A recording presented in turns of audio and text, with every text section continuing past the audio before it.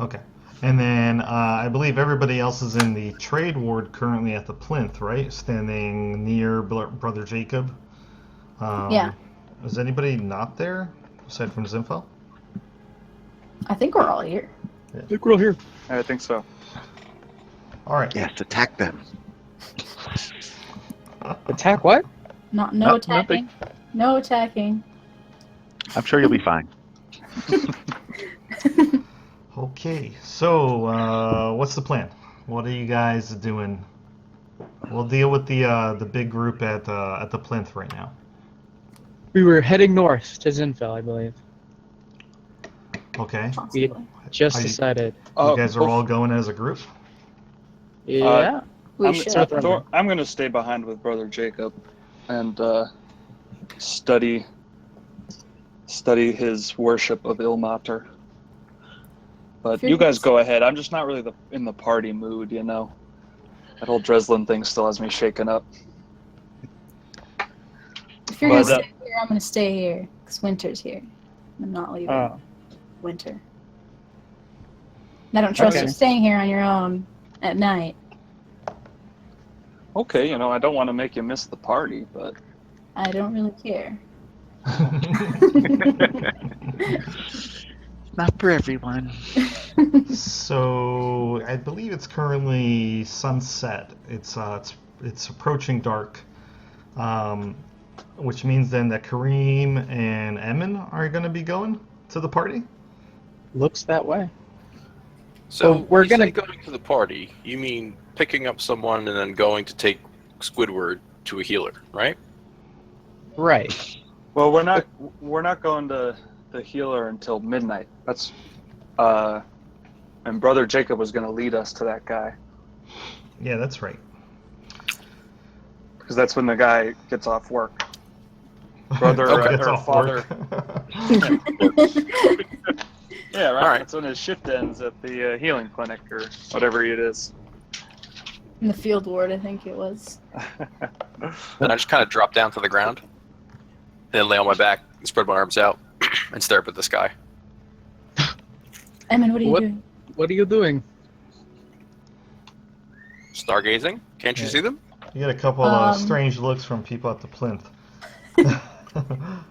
You do notice that some of the people are going home, but there are, it seems like a period of high activity as the sun is setting. People are leaving, and then other people are coming here to worship. And considering that the plinth shares multiple religions, it's of a bunch of different denominations. Brother Jacob, however, looks very he looks like he's not moving. Like he's got nowhere to go, nothing to do. He continues to kneel, facing the plinth itself, and self-flagellate. That creeps me out a little. He's a little creepy. Definitely a little creepy. Actually, this is what he looks like. He's got that ridiculous smile on his face too. I just imagine his upper shirt is around his waist. So he's completely bare chested, and his back is covered in scars, and his chest is really oddly hairy.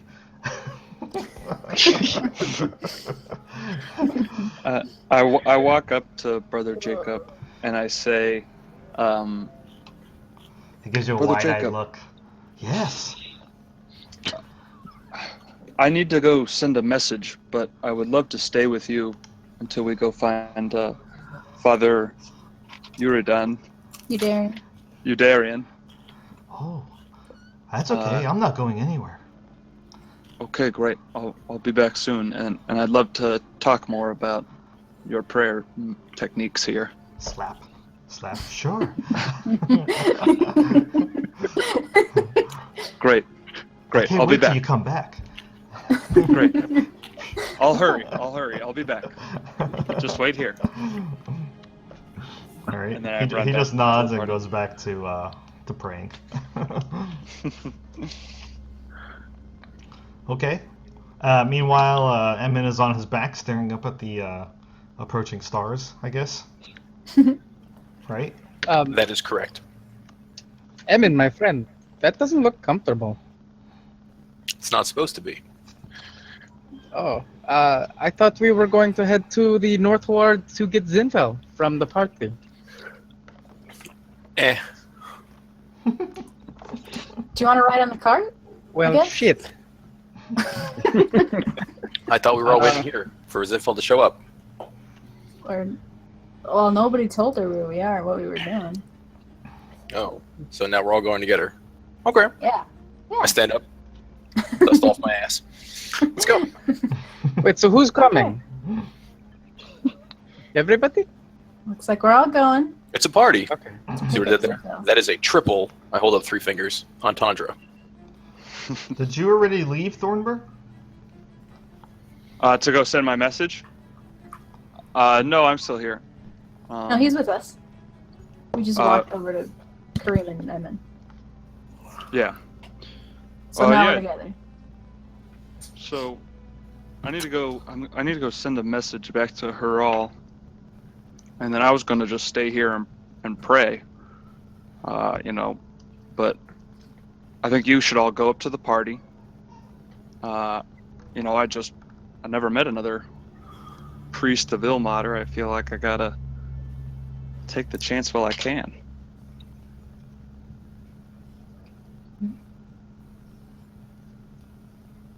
Is that all right? I'll be safe. Don't worry. I'm a tough guy. I mean, it's not you I'm worried about. It's everybody else in the city that's not us. See, and that is the right attitude to have. No, I'm sure it'll be fine. Yeah, you all go ahead. I'll meet you there. A little bit before midnight, and we'll come get you, and then we'll go to the field place and find the healer guy. Wait, if we're going to the field ward anyway, I'll take Artan and the cart and Winter here with us since we're heading north either way. Oh, just a correction. I believe that you were going to be led to the church where Eudarian... What was that? Yeah, Brother Jacob was actually going to lead you to the church that exists where Brother Eudarian should be coming to after midnight or around midnight. Down by the trade ward? Yes, I'll tell you exactly. I think it's actually in the South Ward. Let me just be certain of that. It is in the South Ward. It is called St. Salars, the twice martyred hospital and orphanage. But the priest guy that we're trying to go to, right? He's working in the field ward right now, right? That's correct, yes.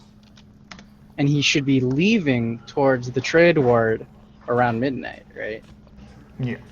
That's what Brother Jacob told you, that he usually gets back to the orphanage around midnight. I mean, we could go get... Friends, we could get Zinfel and then walk up to the field ward, which is very close. We don't know what he Right. looks like That's true. to be Well, we able to could stop ask. him in his He's probably pretty famous, right?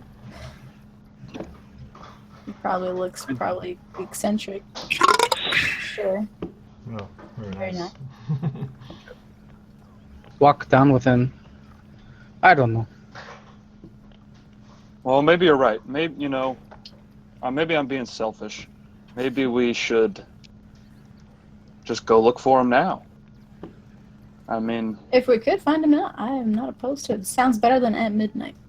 what time? How long would it take us to get up there? The city confuses me. I feel like I want to go faster, but I get so confused on all these city streets. How long do you think it would take us to go up to the field ward? And what time of day is it right now?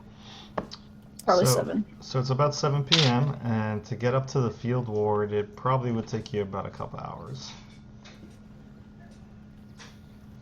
If you, however, you are in the trade ward, and there is transportation. There's wagons and horses, so in essence, you can kind of call a cab and get there like in a quarter of the time. Because a you'll cart. be led by somebody, yeah, like a cart. You'll be led by somebody who actually knows their way around. Or you could just pay for a guide. That's an option too. That's much cheaper than actually calling a, a cart. And we have a cart with a barrel. That's true. Yeah, you do. Right. We could call for a guide. Sounds like a good idea to save time. Yeah. So a guide would probably cost you, if you want to go looking for one. You can find actually there's a little stall with a number of young people kind of hanging out, smoking. You see that there's travelers and other tourists to the city going to and fro. And they're offering some sort of transportation service and guide service to passersby. So who's walking up to them? I'll walk up to them. I'm not good with people. All right. So you see a group of about 3 dudes leaning against posts. Like I said, kind of young guys in their early 20s. And they just kind of like nod their head at you. You need some help? Yes, I go and lean towards the post also, you know? They just look at you like, who's this guy? And then one of the guys like actually like points at you like, who the fuck is this guy? You're not from around here, are you? We need guidance. I only To the see field. one of you. What do you mean we? There's the royal we. The royal we. Oh, we got royalty in our midst, one of the guys says. He don't look like royalty to me. I'm just kidding. Yeah, we just need some guides, and by we I mean my friends and I. They're outside or whatever. Are we inside something? Oh, you're outside. Oh, they're over there. Hmm. And I point to them. I wave. The guy has like a look on his face when he sees Thornburg. Like, who cares about him? But you notice that all 3 of the guys are now looking at Zorana and the elk. And they say, oh, she's with you? Maybe. Why? They Can we just get kind of guidance? shrug. How much? How much we're talking? Well, how about, where do you need to go, actually? The field ward, or yeah. Fieldward's a pretty big place. Why am I here? Hey, Not tight quarters. Thornburg, where are we going? I walk up. Oh, howdy, fellas. They just give you a nod. I don't know. We want to go to the field ward first and try and get Squidward healed, and then go down to the party. Or maybe we want to go to the party and then. Well, the guy Zinfel. says, whoa, what do you mean healed? You got somebody that's hurt? Oh, he's just got a little, minor curse, but nothing. What? They look at Nothing each other. dangerous. They're like, we don't want nothing to do with that, man. They raise up their hands. Go find somebody else. We ain't taking any cursed passengers along. It was a joke. Haha. It's nothing. He's just a little slimy, and he's a little bit of an asshole. I don't know if that's part of the curse or not, but Evan! Evan! Why is it taking so long to get a guide? Can you help I'm gonna us? walk over there. Wait, excuse me, gentlemen. We really need someone who knows their way around the streets to take us to the North Ward to a Lord Talbot's place. Ooh, Lord Talabat. Why don't you make me a persuasion check, Zorana?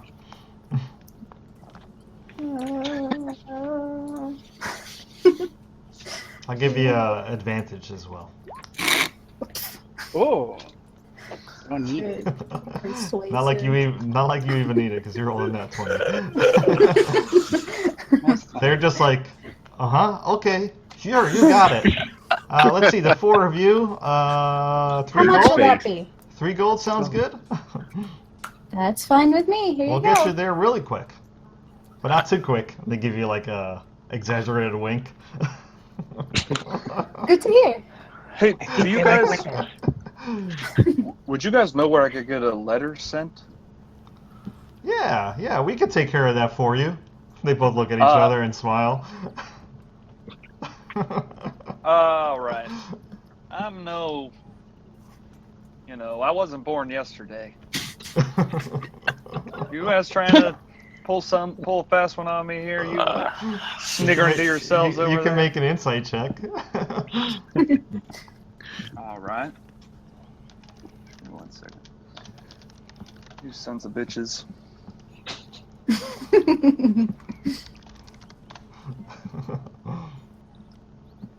Sorry, didn't have my character sheet up. Give me 1 second. I don't have mine up. I'm gonna bring that up. Insight check. Should have pretty fucking There we good go. It's all right. Oh. Yeah, these guys totally seem trustworthy.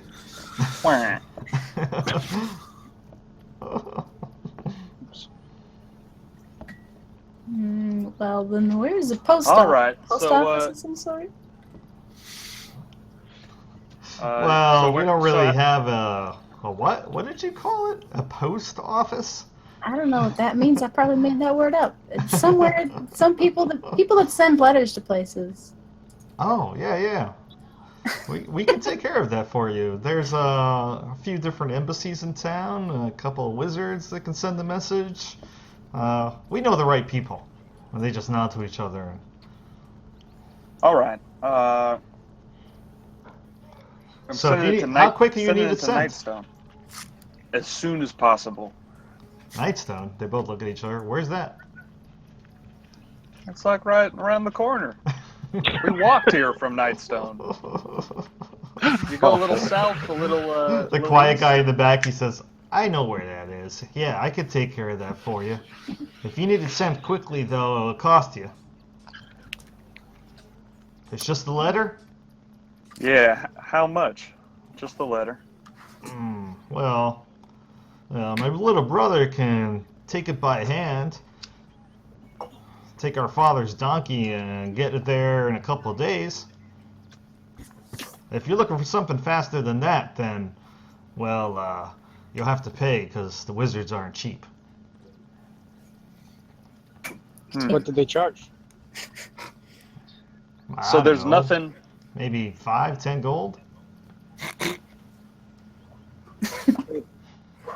Hey, Well- look, you want something now? That's how much it's going to cost. Wizards are How, busy. I How- can imagine. Is there Wait, anything if that's a lot between- of money. Is there anything between What is your it? little brother on a donkey and a wizard? Oh my god, just pay them. Start throwing money at them. One coin at a time. Bing, bing, bing. Bounce it off the little dude's chest. I'll make sure this gets to the right people. You have your letter already written? And he hands out his hand, and the other guy starts picking up coins off the ground. I grab a piece of paper. I say, "Give me 1 second," and I just go sit in the corner and I write a quick letter to Haral, just warning him Okay. of Dreslin. What's your intelligence? It's pretty bad. It's like an 8, right? Yeah. All right. Well, to Thornburr, what seems like Right. quick to him is like half an hour of waiting for him to write a letter. That is a long letter. You see him struggling there. He's like biting his lip. He's scratching out words. He's rubbing his head. He's like, oh, that doesn't sound right. He scratches out the whole line. Anyway, like- are you guys waiting for the half an hour while he's doing this? Thornbury, you want me to help you? You know what?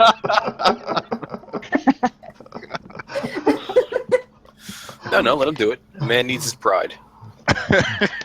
Why don't we- need why our don't we time, just, so let's go. Yeah. Why don't we just get? It's okay. We can get moving. I'll write it on the road and then find someone to send it. All right.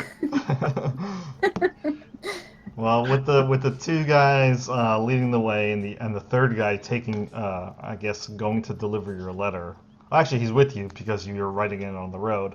You begin making your way through the trade ward, past the City of the Dead, and to the northward. And you're headed to Talabat's residence, right? Yes. Okay. Find Zinfel, hopefully there. All right. So, give me 1 second. I'll change my music here. So, Zinfel, are you waiting for them in a certain spot, or did you go inside the party, or are you waiting outside?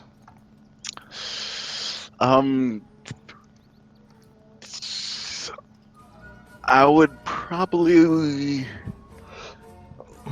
wait outside for a little bit. He did say not to be on time, so I would be casually late. Yeah, after I do my dress shopping. Yeah, that's. So what time are you planning on Probably. being there? Well, if the party starts at 7, I probably won't be there till 8. Good. All right. So when you guys get there, what you actually see is a line of cabooses, a line of fancy. I can't even think of the word right now. The thing that Cinderella was in at the end of Carriage? the night. Carriage. Yes, that was the word. You see a line of like fancy noblemen's carriages, along with like entertainment still coming in. You see a grand villa with shingled roofs, music playing, and a number of people going in and out, and a huge raucous sound, like a cacophony of people's voices and laughing and singing, coming from inside the villa itself. There's a very thin, balding, spectacle-wearing butler with a thin mustache, kind of holding a clipboard, checking off people's names as they come in, while a crier announces who they are as they're being led through the gate and inside the villa itself, which is surrounded by like a meticulously cared for garden, with some outdoor music and waiters handing out food and stuff like that. So when you guys get there, you see that the three kids that led you here, they seem very impressed, and they start talking to themselves, and they say, and one of the guys turns to you and says, "You're done with that letter yet?" And you're just finishing up. And you don't see Zinfel immediately around here. I guess we'll see her in a bit. Hopefully. Do you think she went inside, my friends? She invited us. I'd want to go inside with her if we were going inside now. I don't know if we were doing that now. So Zinfel, you spot the party kind of lingering, at the end of the carriage line, with three guys you've never seen before. They're kind of dirty looking, not dirty looking, but kind of just common looking kids that seem to be waiting for Thornbiller to finish writing a letter. And they haven't seen you at all because you're completely unrecognizable. So you tell me what you want to do.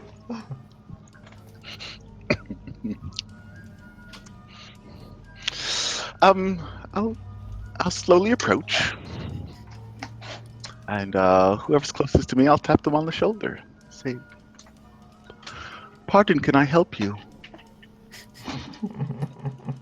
Fine, ladies and gentlemen. All right. So whoever you tap on the shoulder, or actually, the whole group sees Zinfel, and I believe you said you got some sort of pink dress or something like that, and some fancy jewelry to wear. Purple dress. Purple Purple dress. dress. Yes. This dress. Yeah, that's right. Oh yeah, purple. Yeah, I'm wearing a necklace from our loot. I think it's silver with an emerald or something. Yeah. The kids, their eyes like go wide in complete, awe. at Zinfel's beauty at the moment. Meanwhile, Winter tries to nudge himself closer towards Zinfel, bows his head, and tries to stroke his cheek against her. Winter, what are you? Oh, Zinfel. Oh, hello, miss. And No, Kareem, that's Zinfel. wait, what? That's Zinfel. Are you sure? Huh. Hey, that's nice. The weapons That you all dressed up for the party. Dressed up as Oh. what? We're supposed to dress up? It's all right. I'm glad you came. I wasn't sure if you would all come. Well, that's right. we came because we wanted to tell you that Thornburr possibly found someone that could help Artan.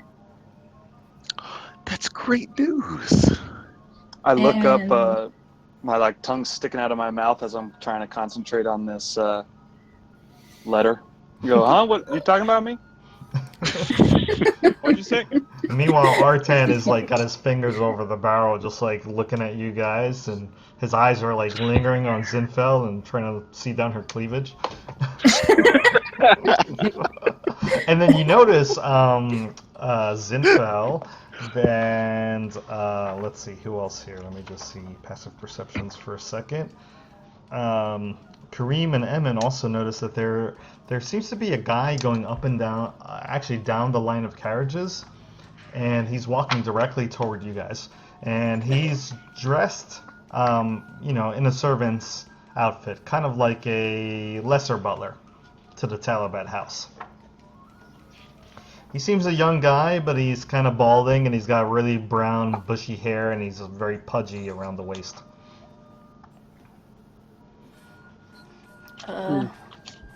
Kareem, you talk to him. He's waving his Why hand do I at you have to talk guys. Emin, you talk to him. I hop out of the cart, walk over. He says, "Oh, hello. Are you with the adventuring strippers?" I don't know. We could be. What's it to you? What kind of No, answer you is don't that? want to be- Are you with them or are you not? Well, I mean, I could take my clothes off and I start unbuttoning a shirt. No, not here, not here. You're at the wrong entrance. You're supposed to go around to the back. Okay. Okay, great. We'll see you around back. Wait. Go. I just wave him off with my hand. Off the line, as he walks up to your party. No, no, we we're got getting this. kicked out. Really. Go back inside. We'll be fine. We'll find it. He says, "Get off the line." Why don't you make me a persuasion check, Emmett?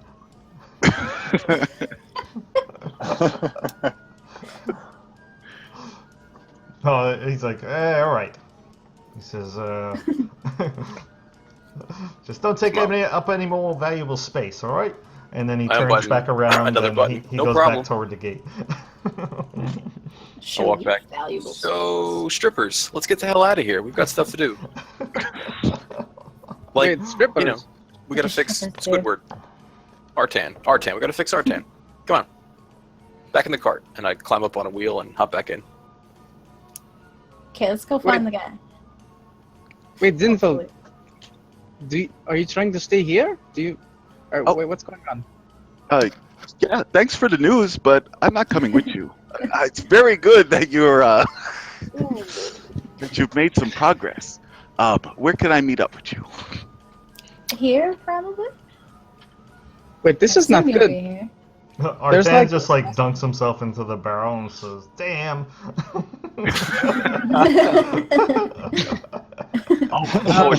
I would take you inside, but I don't think. I haven't been to a party in so long. Yeah, well, we gotta get you fixed up first, buddy. You go in, And then you could right possibly go to the spill party. alcohol on you, you'll die. It'll be a mess. I'm already naked. Can't I be a stripper? No, because you have to take something off to be a stripper. It's the definition of the word, to Is strip. that what that is? Take off the barrel. Yes, like, if you know stripping a musket, never mind. Hmm.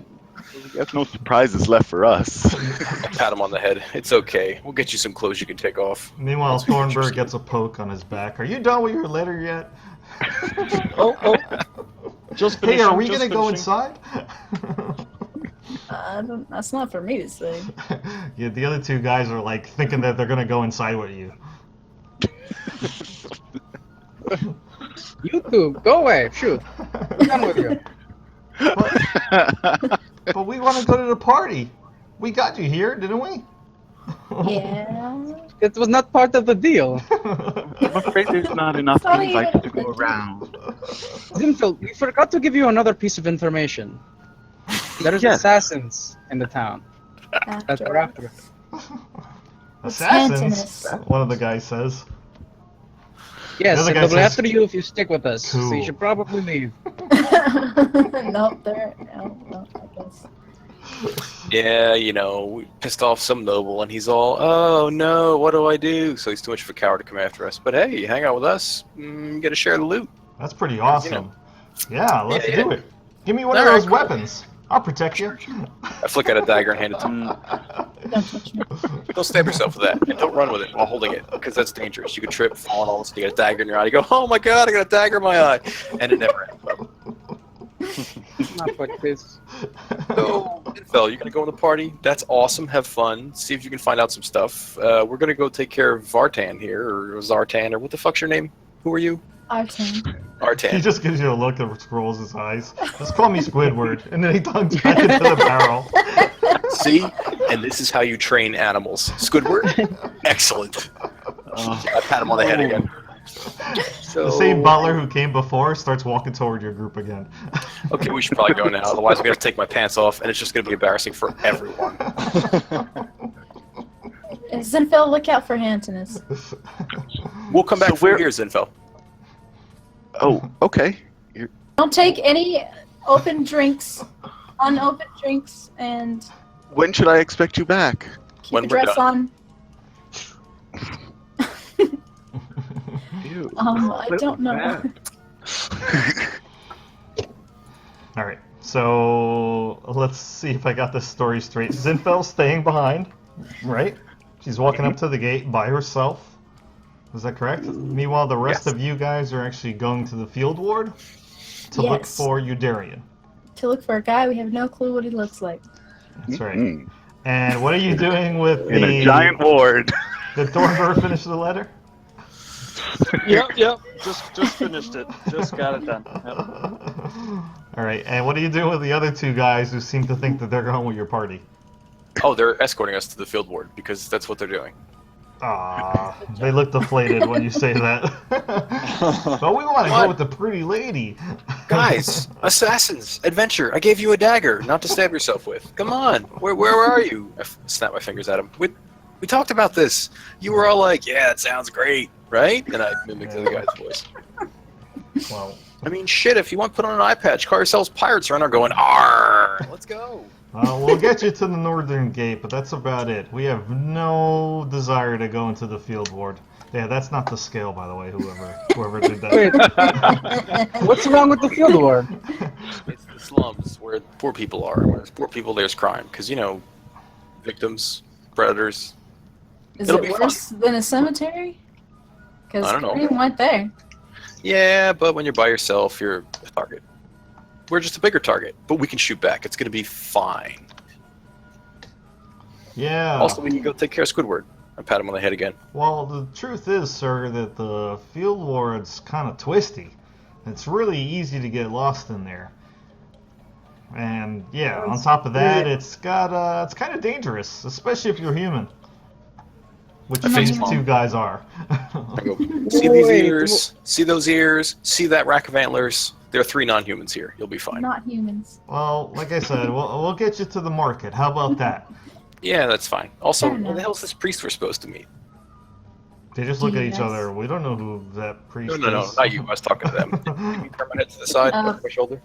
Father Eudarian, whatever he looks like. No, the other priest. He's going to take us there, right? No, that Brother guy's in Jacob the was third one. back We left in him. Corinth. Yeah, and we're... Oh, for fuck's sake. You know what? Let's just go. I'm sure it'll be fine. Field ward. Oh! I plop back down. I lean my forehead against the barrel that Squidward's in, and I start.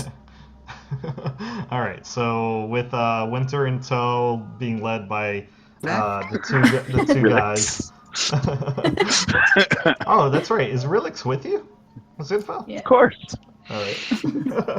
Well, Dude, you're that is awesome accoutrement. you're getting a lot of admirable glances from people. Not only that, because you're quite fashionable with a winged cat, and then one of the ladies nearby says, "I should have brought my Tressum," and then so you're making quite a statement for yourself. But the rest of you guys, after you hand off the letter, Thornbur, that guy leaves with your letter in tow. And you paid him 5 gold, right? Okay. So after you guys are led through the remainder of the North Ward that meets up with the Sea Ward, essentially to this gate right here. And then just inside of it is actually what's called the Flower Market. What you see is a bright and open marketplace that's selling what looks like a variety of goods, but it actually looks like they're closing up shop because it is nighttime, and the only things that look like that are remaining open are any of the more like trinkety stores and other like food stalls. But nearby, you actually do see you see a lot of demi-humans, a lot of people that are dwarves and halflings and other non-human races. Like a large amount of people, very few humans in sight. And nearby, like I said, there is a stall that clearly written with a clearly written sign that says Rakia's Brandy, best brandy in Waterdeep. And you notice that it's a stall with like 2 stools in front of it for seating. But otherwise, aside from the marketplace itself, beyond it, you see a lot of cramped buildings, ramshackle tents, and other like temporarily erected wooden shacks, all tightly packed together and really colorful as well. You see that while this main street that leads deeper into the Field Ward looks very vibrant and open, all of the other side streets from your current position look really cramped. Here there be dragons. Why would there be dragons here? Dragons where? It's a... Never mind. Alright, so while you guys think about that, Zinfo, so they've left and now you're free to do whatever you like. All right. Well, I will go inside to attend the party, have some drinks, and sample their goods. Fancy meats and cheeses. Yes, fancy meats and cheeses. Alright, so you give your name to the butler who let you in. I believe I said his name was something. His name was Blah. Blah being his name. Ah, yes, there it is. Igor. Gregory. It was Gregory. Yes, Gregory. Yeah. So Gregory kind of looks like, Alfred from, Batman. Wait, Lord Talbot is Batman? That's amazing. But anyway, inside it's awesome. I mean, this is something that you have experienced before in your life, alongside your dad when you were younger. But now, like, as an adult, having complete freedom to do whatever it is that you want to do, you can walk around and really enjoy yourself. You see that there are people passing out drinks and food. You're getting a lot of looks from other people because you're a new face, and you have a Tressum on your shoulder who's actually being really well behaved right now. And you got this beautiful $100 dress on and this fancy jewelry. So why don't you make me a charisma check? Oh, charisma, huh? Yeah, but I'll give you advantage.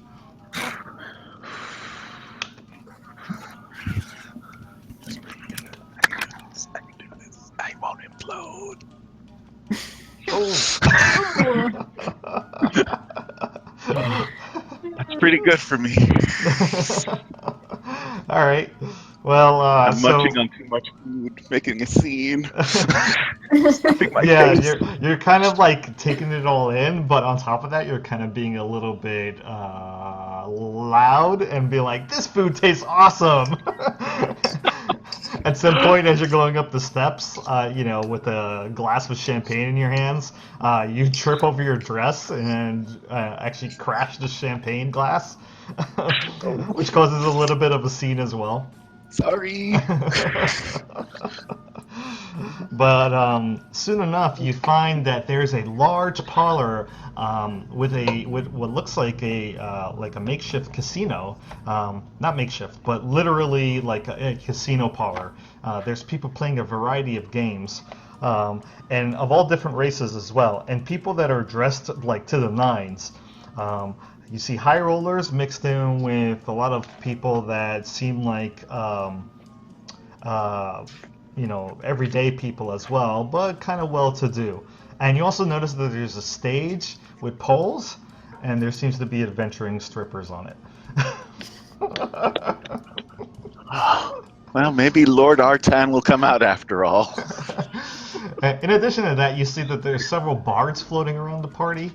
You see a beautiful, beautiful straight-haired drow elf playing what looks like a lyre. She's got hair that practically goes down to her ankles. You actually hear people saying, "That's Blackbird, the famous drow bard." And then you also see that there's a half-elf kind of being a little rowdy, and she's playing on a lute, walking around singing bawdy songs.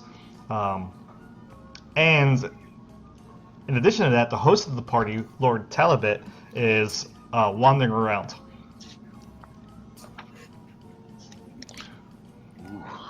Oh, yes. Oh, so many things. Oh, information overload. Yeah, so there's a lot to do here. So you can think about that. I'm going to switch back to the other party. All right, so like I said, you guys are at the flower market in the field ward.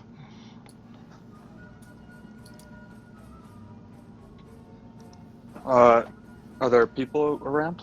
Oh, yeah, yeah. I'll walk up to, I guess, the first person I see and say, pardon me, do you know of a Father Eudarian? Okay. So you come across kind of like a dirty, soot-covered dwarf, and he says, "Oh, Father Eudarian? Yeah, I know him. I seen that human bearded man around. Why?"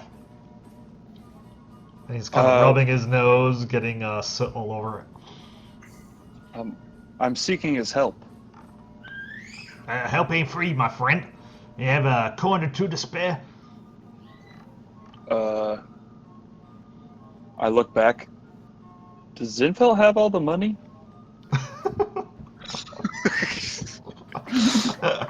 I'll walk up and hand a gold coin to you. He looks at the gold coin, his eyes kind of go wide, and then he bites it. He says, "This thing's real. Yeah, you're looking for Father Eudarian, you can find him in the slums deeper within the city." He says, "Where all the sick are." He says, "I could lead you there if you wish." If you wouldn't mind, that would be wonderful. Would he still be here at this time? Oh, yeah, he's usually here late at night when the moon's real high in the sky. He says, "My name's Bigsby. Pleasure to meet you." And he extends out a big, meaty hand to you. He seems like, compared to talking to Thornbird, this guy's like night and day. Thornbird being a human, you being a half-elf, he seems to be much more apt to talk with you. I'll shake his hand happily. It's a pleasure to meet you, Bigsby. It's rough and calloused, and he says, "Hey, what do I call you, lass?" You can call me Zorana. It's a pleasure. "It's a pleasure." He says, "You look like adventuring types." He says, "Too bad you got a couple of humans with you, though." Oh, they're all right. He says, all right then. He says, what you be looking for Father Eudarian for, eh? We need to see if he can heal one of our good friends here. Meanwhile, he's walking deeper into the field ward. He's going right through the market square, and he seems to be headed toward one of the crowded alleys around there. I'm sorry, what did you just say, Zorana? I missed that part. I told them that we were looking to heal our good friend. He says, you got a sick one with you, eh? All right. He kind of looks over your shoulder for a moment, and he says, none of your friends look sick. And keep in mind that at the moment, Artan, Squidward, is kind of like half dunked in the, well, actually mostly dunked in the barrel of water.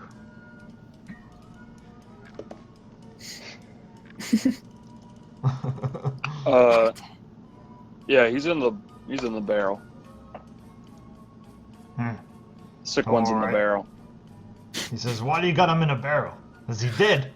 Why do you ask so many damn questions? Come on, Dwarf, let's go. Chop, chop. Hey, I'm just trying to make conversation. Says, Yeah, can don't it? get many adventuring types coming to the field, boy, you know. I know, not too many easy marks, right? And I stare at him. He says, hey now, I ain't that kind of dwarf. And he points a big meaty thumb at his chest. He says, fine, you don't want my hip? You just go down that alley that way, walk about 300 feet or so, you'll see a bunch of tents with a bunch of sick people. Good luck. And he spits on the ground and he walks away from your group. I smile and wave. Have fun. Thanks for all your help. Okay, Gives a let's finger go. over his shoulder. Yeah, you can't even reach, you short bastard. Come on, Haffer.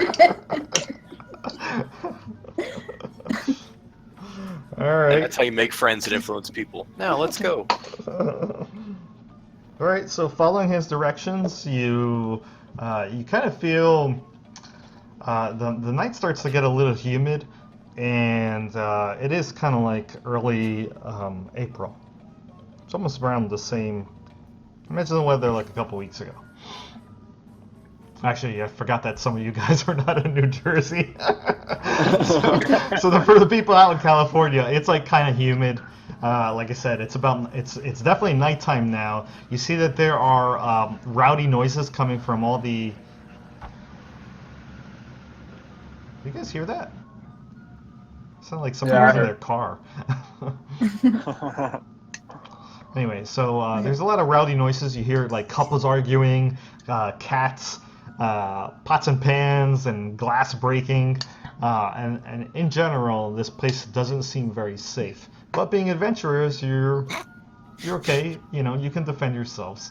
But you follow Bigsby's directions, and you walk for about 300 yards. And then what you see when you look right is this crowded alleyway that's covered in a bunch of that's just crawling with tents everywhere, and you can hear like the sounds of sick people coughing, dim lights.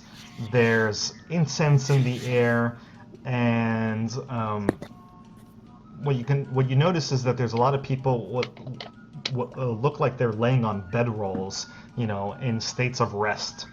There's a guy like leaned up against the side of the alleyway. His leg is in a crutch. I'm sorry, his leg is in a splint and he's got a crutch under his arm. But all these people, from what you could tell, look like they're non-human.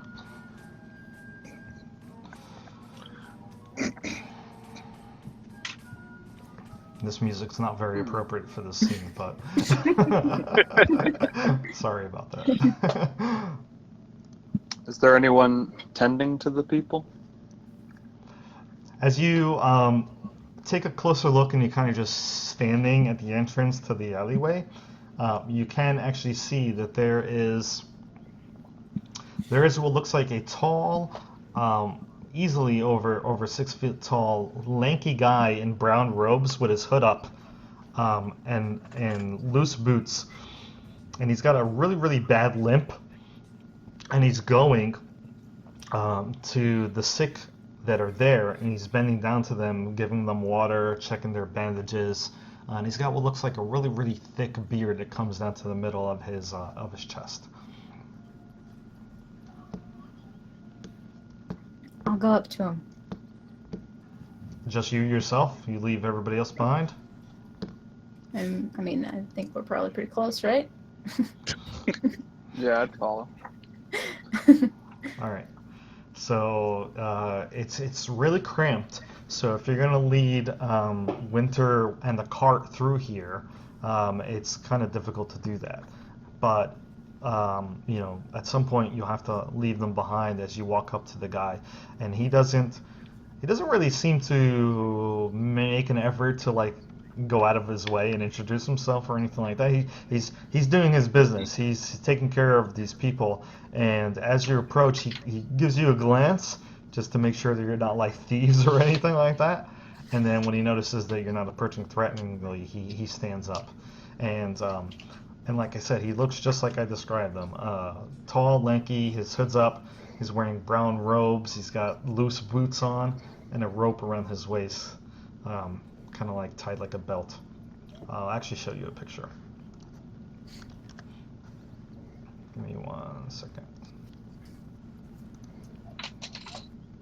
There you go. He says, can I help you? Yes. Are you Father Eudarian? I am. Who are you? My name is Serana, and these are my friends. We were wondering if you could help us with our sick friend, if you don't mind. I'm sorry to interrupt your work. You have a friend who's sick. With what? He is sick from, the curse of an aboleth. His brows furrow when you say that. And he says, the curse of an aboleth. Why did you decide to bring them here? Well, we were asking around if anyone knew anything that could probably help him, and a brother Jacob suggested that you might be able to help. Possibly. He looks at all of you for a second. He says, did you say Brother Jacob? Yes. Is it brother Indeed. Jacob? He puts his hand up to his face and he just like shakes his head left and right subtly. And he says, right, very well, show me your friend. And he motions for you to lead the way. We'll He looks take him very back. tired, and as he's following you, you can tell like his limp is very pronounced. He actually grabs a nearby cane and he starts walking with it. I'm puffing out my chest, trying to show off my shiny holy symbol. He says, actually, he does notice that, and he says to you, he says, you look to be a knight of Ilmater. Where are you from?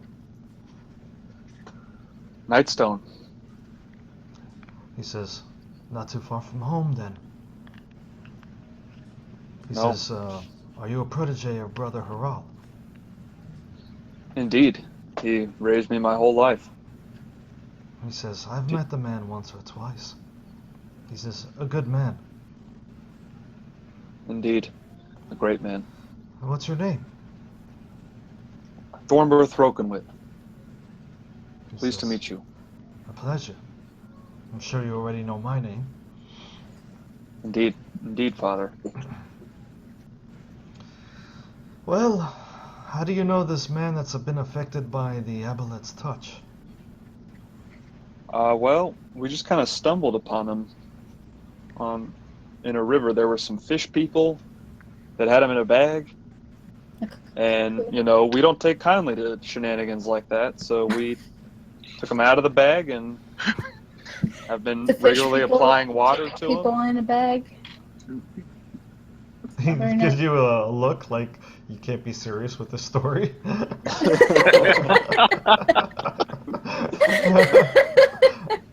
But as you guys walk up to the cart, you know, Lord Arted's got his hands over the rim of the barrel and he's just like looking at him. and he's got this like really suspicious look on his face, and he says up to him, he says, "It's all right, you can come out." He says, "I need to take a look at you." And Lord Artan kind of looks at the rest of you guys, and he says, "This guy better be able to heal me." And then he climbs out of the barrel butt naked. He says, "Can I get some clothes, please?" He's kind of covering his junk with his hands at the moment. I think I'll hand him like his shirt. Right, well, he puts the shirt over his body like a shift, and Father Eudarian walks up to him, and he says, "Please sit." And meanwhile, Lord Artan sits on the edge of the cart as this guy is examining him. He's like poking him in certain spots of his hands and arms and underneath his neck. Underneath his jaw where his neck is. Kind of like feeling his lymph nodes and under his armpits and stuff like that. Then he tells him to stand up and turn and cough. Standard procedure. Standard procedures. My medicine's pretty high. This all checks out. He says, and then he turns back to your group and he says, "So you say that he was affected by some sort of aboleth's touch. I don't know much about it, to be clear." He says, "Does he need to be hydrated often?" Yes. Yes. Otherwise, he seems to get dry and not feel well. Does he have an aversion to drinking water? I don't know. Have you ever had Yes. to drink water? Yes. Yes, he does. We sprinkle water on him. I don't think we've had. Oh him yeah, drink that's right. water. No, he's right. Kareem's right. I think he's like puked up water before. I don't think he likes it. No, I hate it. He says, "I'm right here, you know." And then he turns back to him and he says, "Where are you from?" And he says, "Well, I'm from Yartar. My mother over there is, she's the matriarch of our family, and she has a barge building business." And he says, "What was the last thing you remember?" "Oh, well, that's a long story.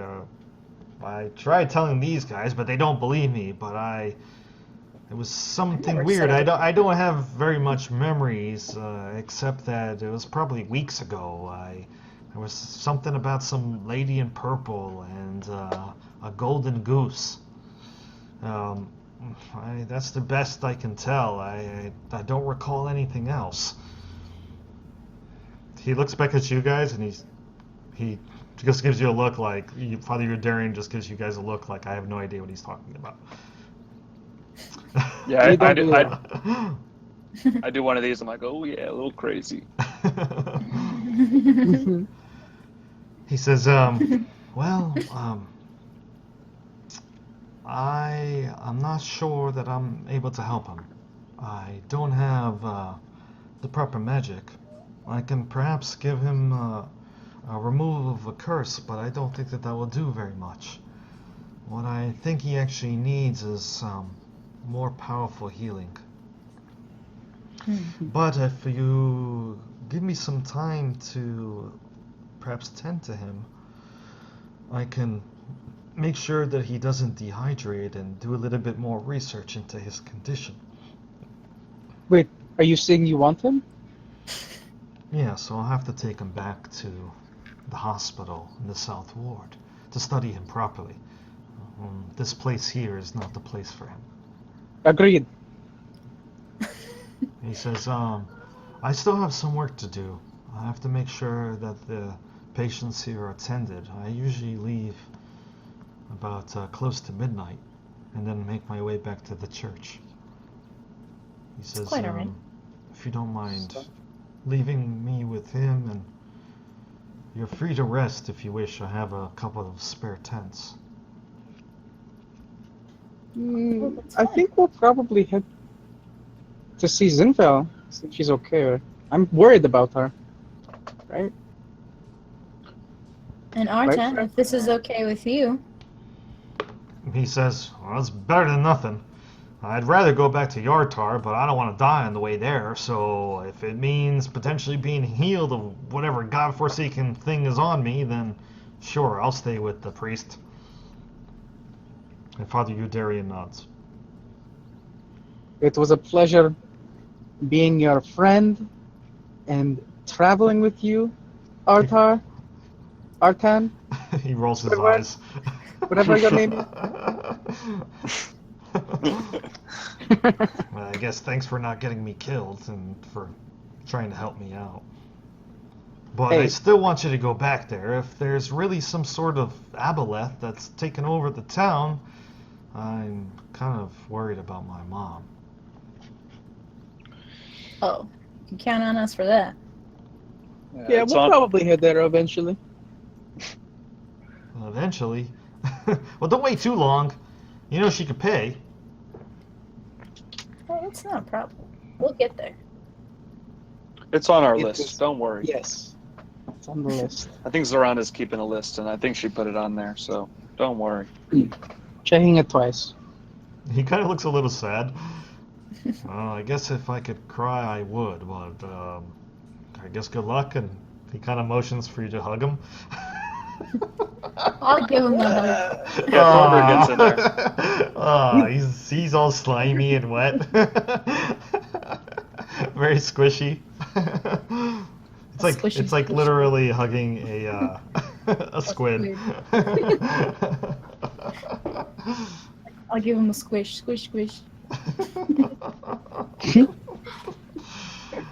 Well, Father Eudaria looks like he's getting some wet rags for him. If you wouldn't mind taking that barrel off that cart, I could use that. Oh, yes, of course. I don't know if I could lift it by myself. What are we going to do with the car? I'll give you a hand. Thank you. All right, so with Thornbeer's help, Zorana, you're able to take it off the cart and lay it on the ground and put it in the spot that Eudarian wants it. Okay. Is there anything else I could do for you? I think that was all we were concerned about. And I really appreciate your help. He says, yes. He says, the pleasure is all mine. He says, well, I guess enjoy your time. Oh, sorry. I guess enjoy your time in Waterdeep. And if you ever need anything, feel free to come by my church. He says, and to you, he bows to Thornburg, and he says, if you ever go back to Nightstone, please give Father Harral my best wishes. And say hello for me. I will do. Thank you. I just wrote him a letter. Damn it! I should have put it in there. You sound distant, Thornberg. Are you okay? Yeah. You guys can't hear me as well. No. It's a little further, but I can. Like low.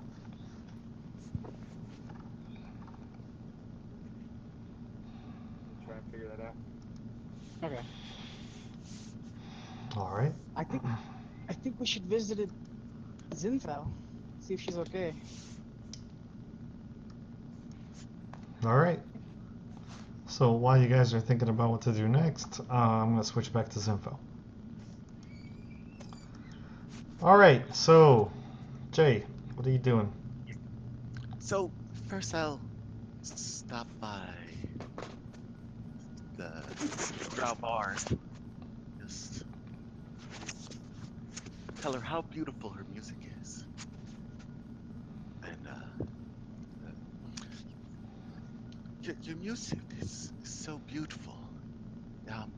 I was recently at a shrine to the how do you pronounce her name? The Dark Maiden. Elistray? Elistray? Oh, thank you. She continues to stroke the lyre. She says, you were. Elistray is how you pronounce the god's name. And you are? Thank you. My name is Zinfel Emberbrand of Neverwinter. A pleasure to meet you, Zinfel Emberbrand of Neverwinter. And you are? My name is Blackbird. I've been a bard here for some time. She says, this is my home now, Waterdeep. Lord Talabed has been kind enough to sponsor me. Of course, I'm one of many sponsors. Ah, he's a generous man. Has a good ear for music, talent. Yes, he does. And he's kind. If not a little. And she cuts herself off. So as not to insult her sponsor.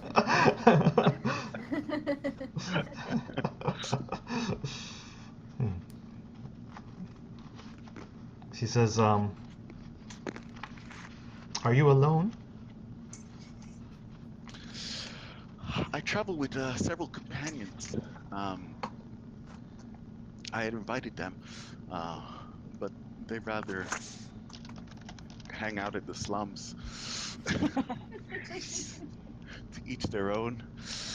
She says, noble men and women at the slums? Oh, sorry, I am no lady. You look like a lady to me. Oh, no, I've had a few fortunate adventures, which allowed me to buy this dress. As you can see, I'm completely not Out of place.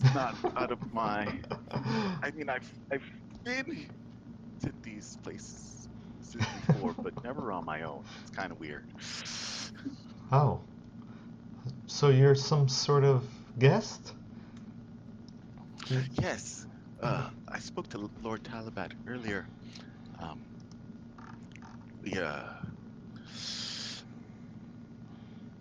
And he invited me after I told him about my association with the Lord's Alliance.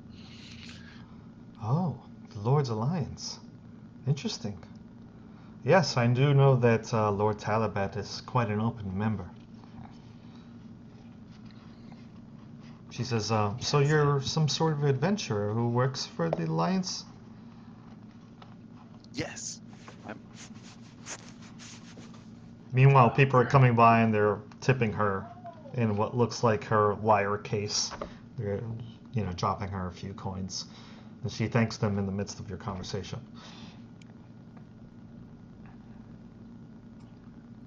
Oh, well, I shouldn't keep you from your work. I just wanted to let you know that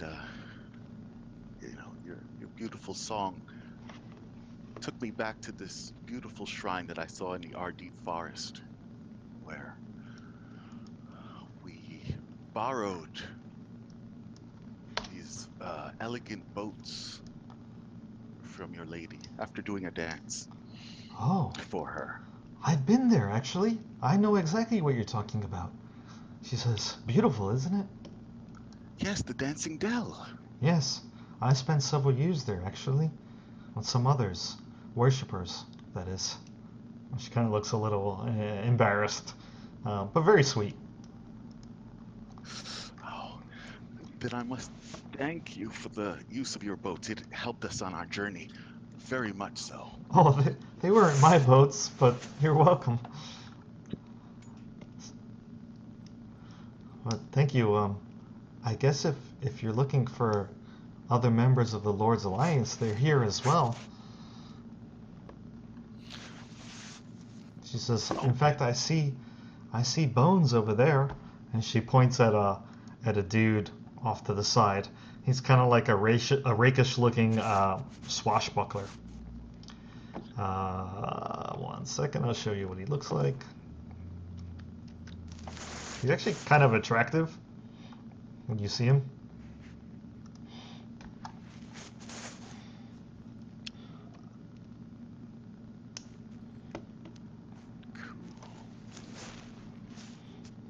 Much nicer than his name suggests.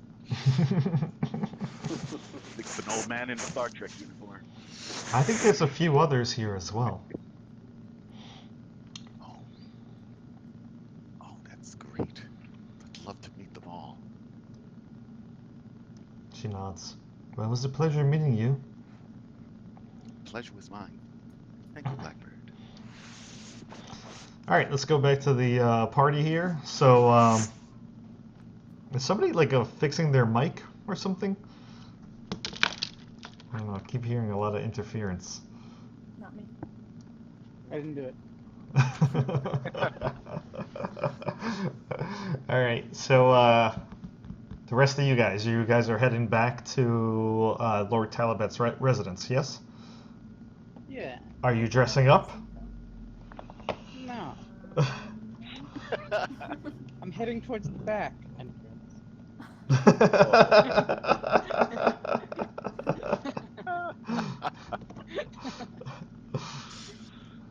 All right. What about Zorana and Thornburr and Emin? I don't really know. Emin just said to go to the back, so that's all I remember. So we're gonna go to the back. That was for the strippers. Hey, Yeah. you know, it could be fun. Or you could just pretend to be a stripper and not take your clothes off. That works too. Way in, right? Yeah, we'll go in the back. I start getting out some instruments. You have invitations. I'll pretend to be more. It's gonna be awesome. All right.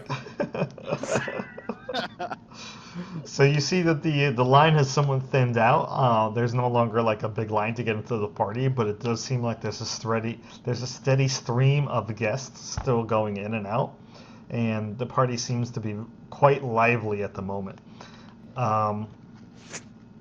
As you guys head over to the back entrance, you see that there's a much more rowdy, servant worker type of crowd here. You see that there's still food and drinks being brought in. It looks like a herd of animals as well, being herded in by a shepherd. You see that there's other adventuring types, other kind of very shady looking characters as well. And when you guys approach, one of the butlers in the back there, not the same two guys that you saw before, but some other dude who looks like he's, got black hair, in other words, a completely bland appearance. He says, "Oh, you're late. I didn't realize there were so many of you. Go on in. And he kind of shoos you through the door. Okay. We follow. All right, so you're led through the kitchen. You see that there's a number of people preparing meals, shouting in different languages. Kitchen's really hot and cluttered and noisy.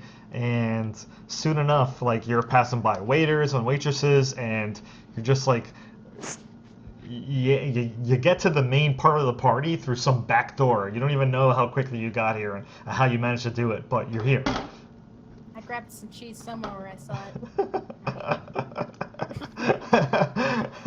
Oh, what did you do with Winter? Oh yeah. He's part of my act. Oh my. Can you even fit in the door? Yeah. Reality. Nah, he really can't fit through the door. If you had some way to shrink him, maybe. Oh, and Thornburr, you're with them, right? Yeah. Okay. Do you still have that potion? I already used. There's only one potion. No. Unless there's. Yeah, it expired a long time ago. So. If there was stables out there and they probably noticed him to be like, hey, you can't come in here. Nah, it's okay. What- I'll stay outside with Winter. We're looking. Entertain the help. They hear the most interesting things anyway. Take out a harp and I start strumming some strings. Oh, all right. So you're kind of hanging out with Winter outside, talking to the help. Sure. Yeah. Collecting rumors, I guess. Carousing with the locals. Carousing. Tell them that I'm entertainment sent by the guy that hosts the party. Only I actually say his name because I remember what it is because my character's better than I am. Well, yeah, Lord Talabat. Exactly. Not Talabat. That's it. All right, so you're doing that. Meanwhile, Thornbur, Zorana, and Kareem, you are in the party. And as I described it before, it is rowdy in here, and there's a number of people playing games. And Kareem, as you're walking around, your eyes go wide as eggs because you spot somebody that you recognize. Really? Yes, that's right. Which character in the background that I have to remember and did I recognize?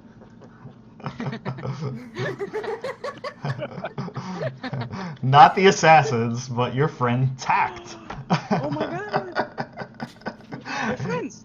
You notice that he is playing a game, a game of dice, and he seems to be hamming it up with the locals. I'm gonna take a quick break because I need to go to the restroom, so you guys can talk for a little bit. Ooh, tag. Coolio.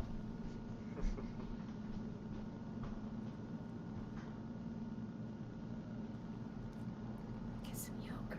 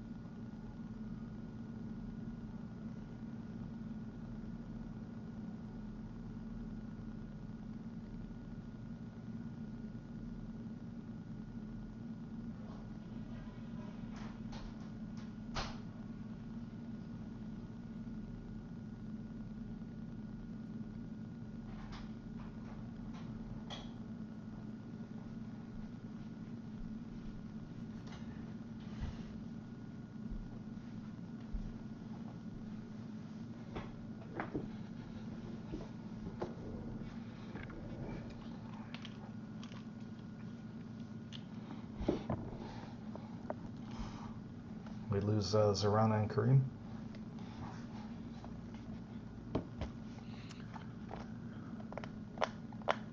They went to get yogurt, or one of them did.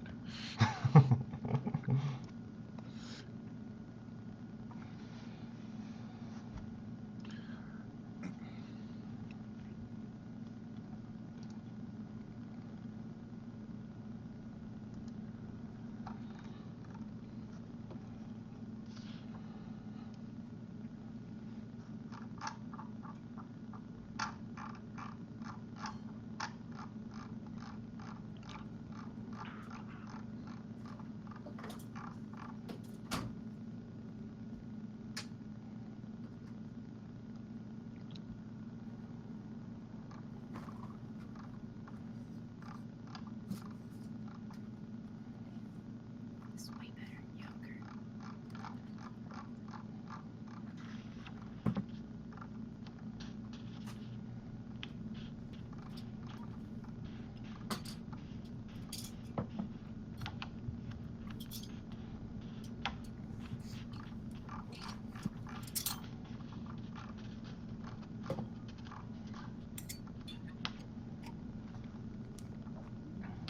Mmm. Ugh, horseradish yogurt? No, not yogurt. Not yogurt. Just steak. Well, Oh, steak yogurt. It's even more gross. Dude, that sounds delicious. Are you kidding me? It's very savory. Pureed steak. Delicious ground beef, which is also delicious. We have Kareem back. Ryan?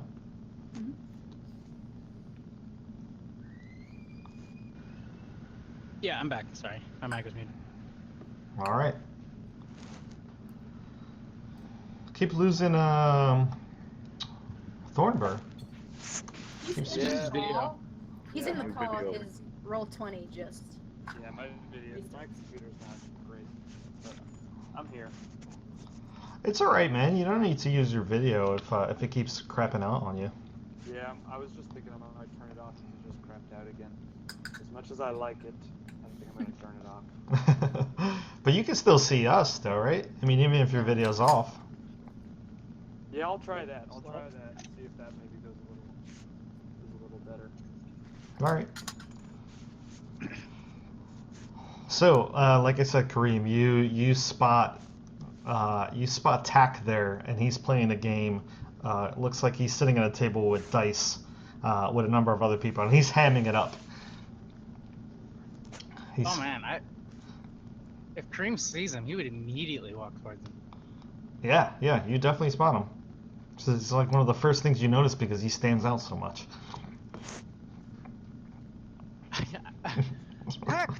Tact! I'd just start he just yell out. He turns around like looking for your voice for a second, and then when he sees you, he gets this like really bright smile and his twinkling yellow eyes, turn really bright and wide, and he says, "Kareem, I haven't seen you in a goat's age." Oh my god. And he gets up from the table, he knocks coins and drinks everywhere. People like kind of clamor all around him, and then he goes up to you and he gives you like a really, really big tight hug. And he says, "I thought you were dead, man." How did you get here? What's going on? Oh my god, it's so nice to see somebody from home. It is. I really thought you were dead. Yes. He says, "Your whole family is gone, man. Everybody's been... They disappeared. Ever since all that business with Jahannam. Oh, Wait, man. Yeah. This is news to me. Oh, well, we have to catch up, my friend." He says, "But I'm in the middle of a big hand. I'm learning a new game, Kobold's Knuckles." Oh, who are your friends? Oh, yes. This is my party. This is Zorana, Thornburg, Emin. Wait, no, Emin does that. And Zinfel should be around here somewhere. Oh, Zorana, you spot Zinfel, actually, just as he says that. She's talking to a drow bard playing a lyre. She looks like she's supposed to. I'm meeting the party that I found somewhere. He says, "Pleasure to meet all of you." He says, "My name is Tact." And he gives a nice flourishing bow, his horns nearly grazing the floor as he does so. Nice to meet you. Pleasure to meet you too. He says, "So what are you doing hanging around with this criminal?" And he says with a big laugh and a smile. Oh, Tact. Missed you. He says, "I've missed you, man. I thought I lost my best friend." He says, "Since all that business with Jahannam, as I said, your family, they've gone into hiding. Nobody knows where they are, especially you. The rumors are that you got executed, that your head was cut off and fed to the snakes." Well, I guess that's not a terrible rumor. At least they're not looking for me. He says, "I don't know about that." He says, "Word on the street is that there's quite a price on your head. 5,000 gold from what I hear. Oh, great. But I don't know what to That sounds believe fair. anymore. Well, I know that it's not true. You're standing right here in front of me, man." And he gives you a hug How did again. you get here? He says, "Oh, well, it's a long story. To tell the truth, I'm on here for business, on behalf of my father. Ah, nice. He's- You're expanding the business, right? Well, you know, my father dealer, he runs a casino. So I'm expanding the business. I'm learning these games that are offered at this party that I've been invited to. He says, the truth is I'm going to meet a casino boat owner in Yartar in a couple of weeks' time. But I wanted to impress him with my knowledge first. He says, I this don't is know my about going- ticket. And as he says that, he pulls out something that is very interesting. Oh. As he's holding it up in his hand with a big toothy smile. I think we have bad news.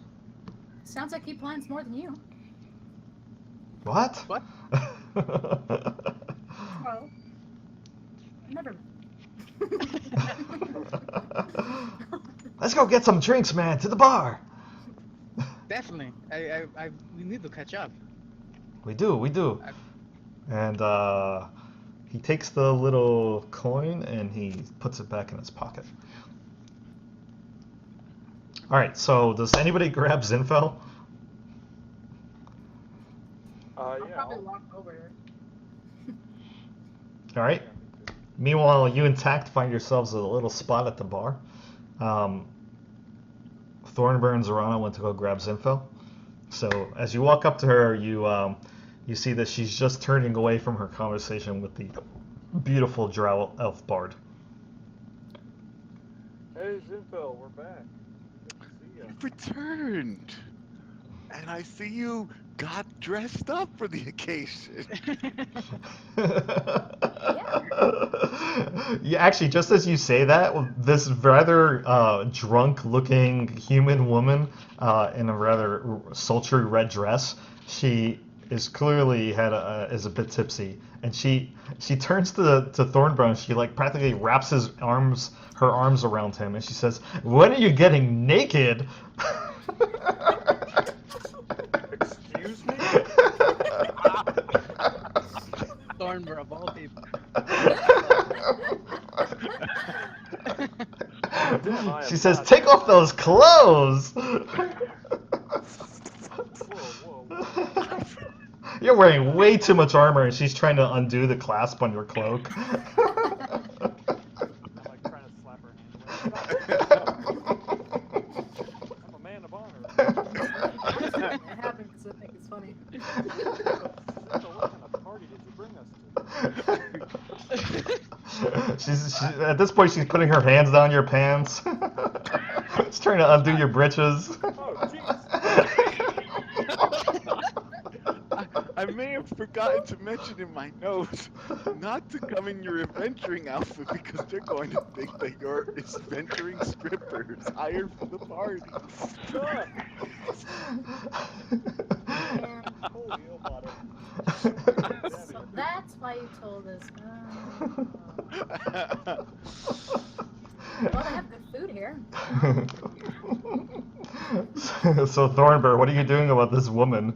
I just like shove her out of the way and I make a beeline for the door. Like, I'm getting out of here.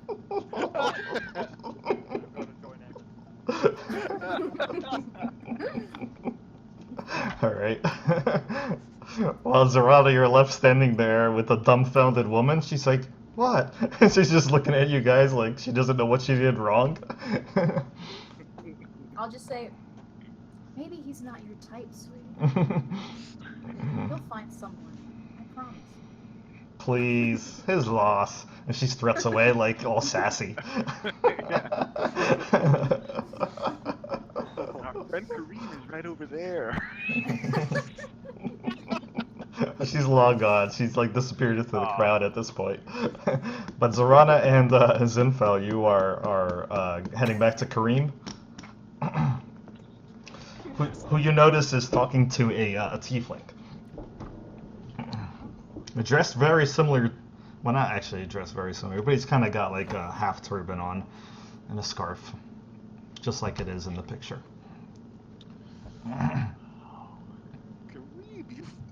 made a friend. He says, "Man, you hang out with some beautiful women." As I'm like, Now, what do I make the pleasure of? My name is Tact, and he he extends out his hand, which has very sharp, pointy fingernails. Give him my hand. Zinfel Emberbrand. He says, "A pleasure," and he kisses the back of your hand. He says, "I didn't know you hang out with noble ladies, Kareem." Are they noble? What? Are you noble? She's dressed like one at the moment. Not that noble. No. I don't see any nobles.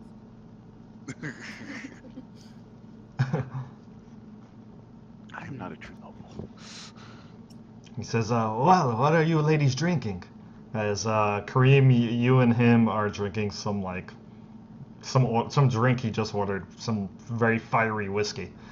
My friend, maybe you'd want to try this new drink I found. In the party, Kareem. Bring it out, man. Bring it out. Let's take a look. Maybe a little later, actually. Probably not a good idea right now. Not during the party. This is not one I'll of show it those to you drinks. later. Ah, all right. Sure. I can't wait, man. We have so much to catch up on. Yes, so much. What happened to the rest of my family? What about Mona? He says, I'm telling you, man, everybody just went into hiding. With all that business, they just disappeared. I think they packed up and went. Or something else bad happened to them.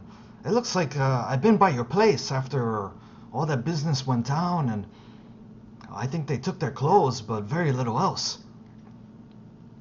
This is terrible news. It is terrible. He says, I'm telling you, I think the government maybe took them in, or they just escaped. Whatever it was bad. I tried looking for you and finding out where they went, but I couldn't find anything. Mona didn't say anything? He says, She was close to us. yeah, I looked for her, but no, I couldn't even find out where she had gone. That is very troubling. He says, yeah. By the way, can I see that? Did you call it a ticket that you had? Well, it's sort of like a token that we can use for gambling. You see, it can only be used on a certain chip in Yortar called the Grand Dame. And he pulls it out again. Can I see that? Yep. He hands it to you. Sure, sure. I look it over and I say, friends, you might want to look at this. And I show it to the rest of the party. That's not a a goose. golden goose, is it? Yes. Oh, so maybe. So this is a chip that they use with gambling. Yeah, that's exactly what it is. He says, why are you guys all looking at it? It's just a chip. You hand it in when you exchange it for real money. That's how casinos work, man. No, we have a friend Talked Kept- about it. rambling about a golden goose before What else did he say? got an affliction. A raven-haired girl. Do you know a Ravenhill head girl, Tap? Have you heard of one?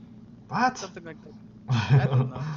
I have no idea what you're talking about. I haven't been to Yartar. My father gave me this. He says that I must seek out this man and learn the games so that I can bring them back home to add to our casino. That's what I'm here for. This is not good. Why? I Why? have bad news about Yartar. Bad news. It's been He looks really sad when you say that, because like his face just like gets really dark and kind of depressed looking, and he says, "Oh, what? Why do I have a feeling you're gonna tell me not to go there?" Don't go there. Well, we don't know for sure Why to not? not go there. Please don't go there. Suggest to not go there. As a friend, I don't want to see you hurt. It We're was going attacked there. by a You can monster. come with us. But But your friend says that you're gonna go.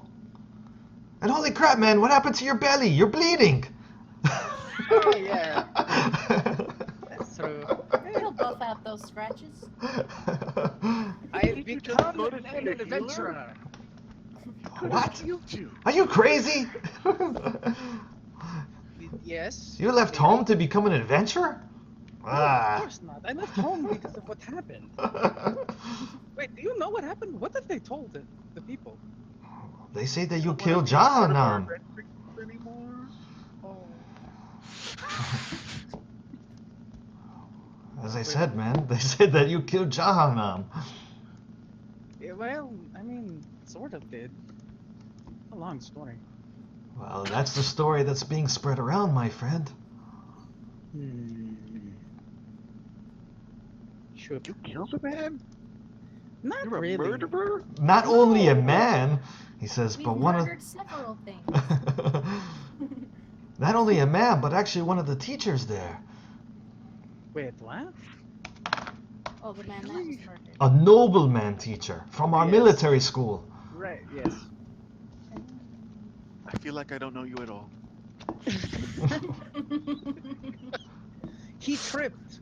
I didn't kill him. It was an accident. I can believe accidents on you. Listen, Kareem, I believe you, man, but that's not what the town is saying. I don't care what the town is saying. Well, regardless, I don't know what to tell you. This is bad news, right? I already have a meeting with the Lord in Yartar, this Lord Dryland. He says if I don't show up, yeah, the man who owns the boat. Sucks that we just got rid of Artan because he probably could have told us some things. You got rid of. He scratches his chin. He says, "Who is this Artan?" He was a nobleman who we found washed up on the come shore back of a for river. it. He shoves your shoulder. Have you learned nothing from noblemen, man? Apparently not. Alright, I need to. Noblemen have been nothing but trouble. I need to hear this story from the beginning, man. Which one? There's a lot of stories. About this coin. Oh yes. Okay. Let's start from the beginning. So we walked up to a river. Guy in a peanut, not a peanut. It's a cocoon. He's from Yartar. He's cursed, blimey. He talked about a golden goose and a girl in a purple dress. And we brought him here and we kill him. And we're going back possibly to Nablus. And His eyes go wide and his jaw kind of slacks. Whoa, that's a lot of information.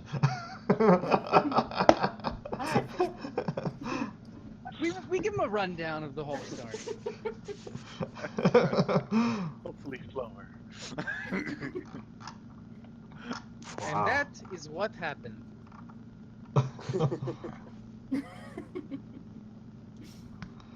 Man. Okay. Yes, so don't go. All right. oh, Well, probably. I don't know what I'm going to tell my father. You really don't want me to go? There could be a lot of money in it. I don't want to see you hurt. Why do you think I'm going to get hurt? Then he Because can come with us. He won't get hurt. watching you get hurt would be terrible for me. I've lost too many people. Hmm. You haven't lost any of us. Yeah, but I've known Tak all my life. Yeah, true.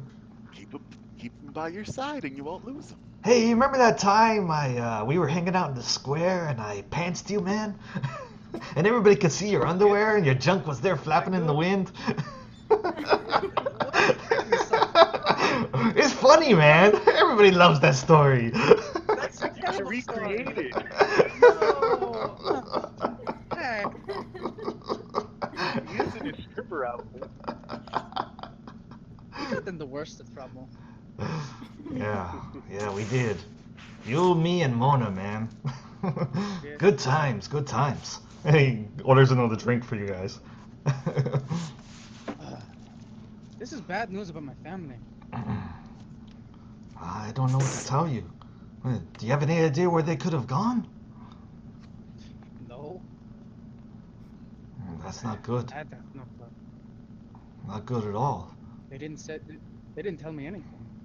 I can't believe Mona didn't talk to you. What happened? What happened when you left? Well, my father, he broke me out of the jail. He had some connections, because, you know, he was higher up.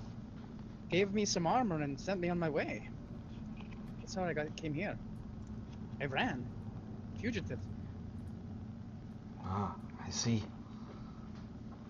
I'm sorry, man. I wish I had gotten to speak to Mona, but I never did.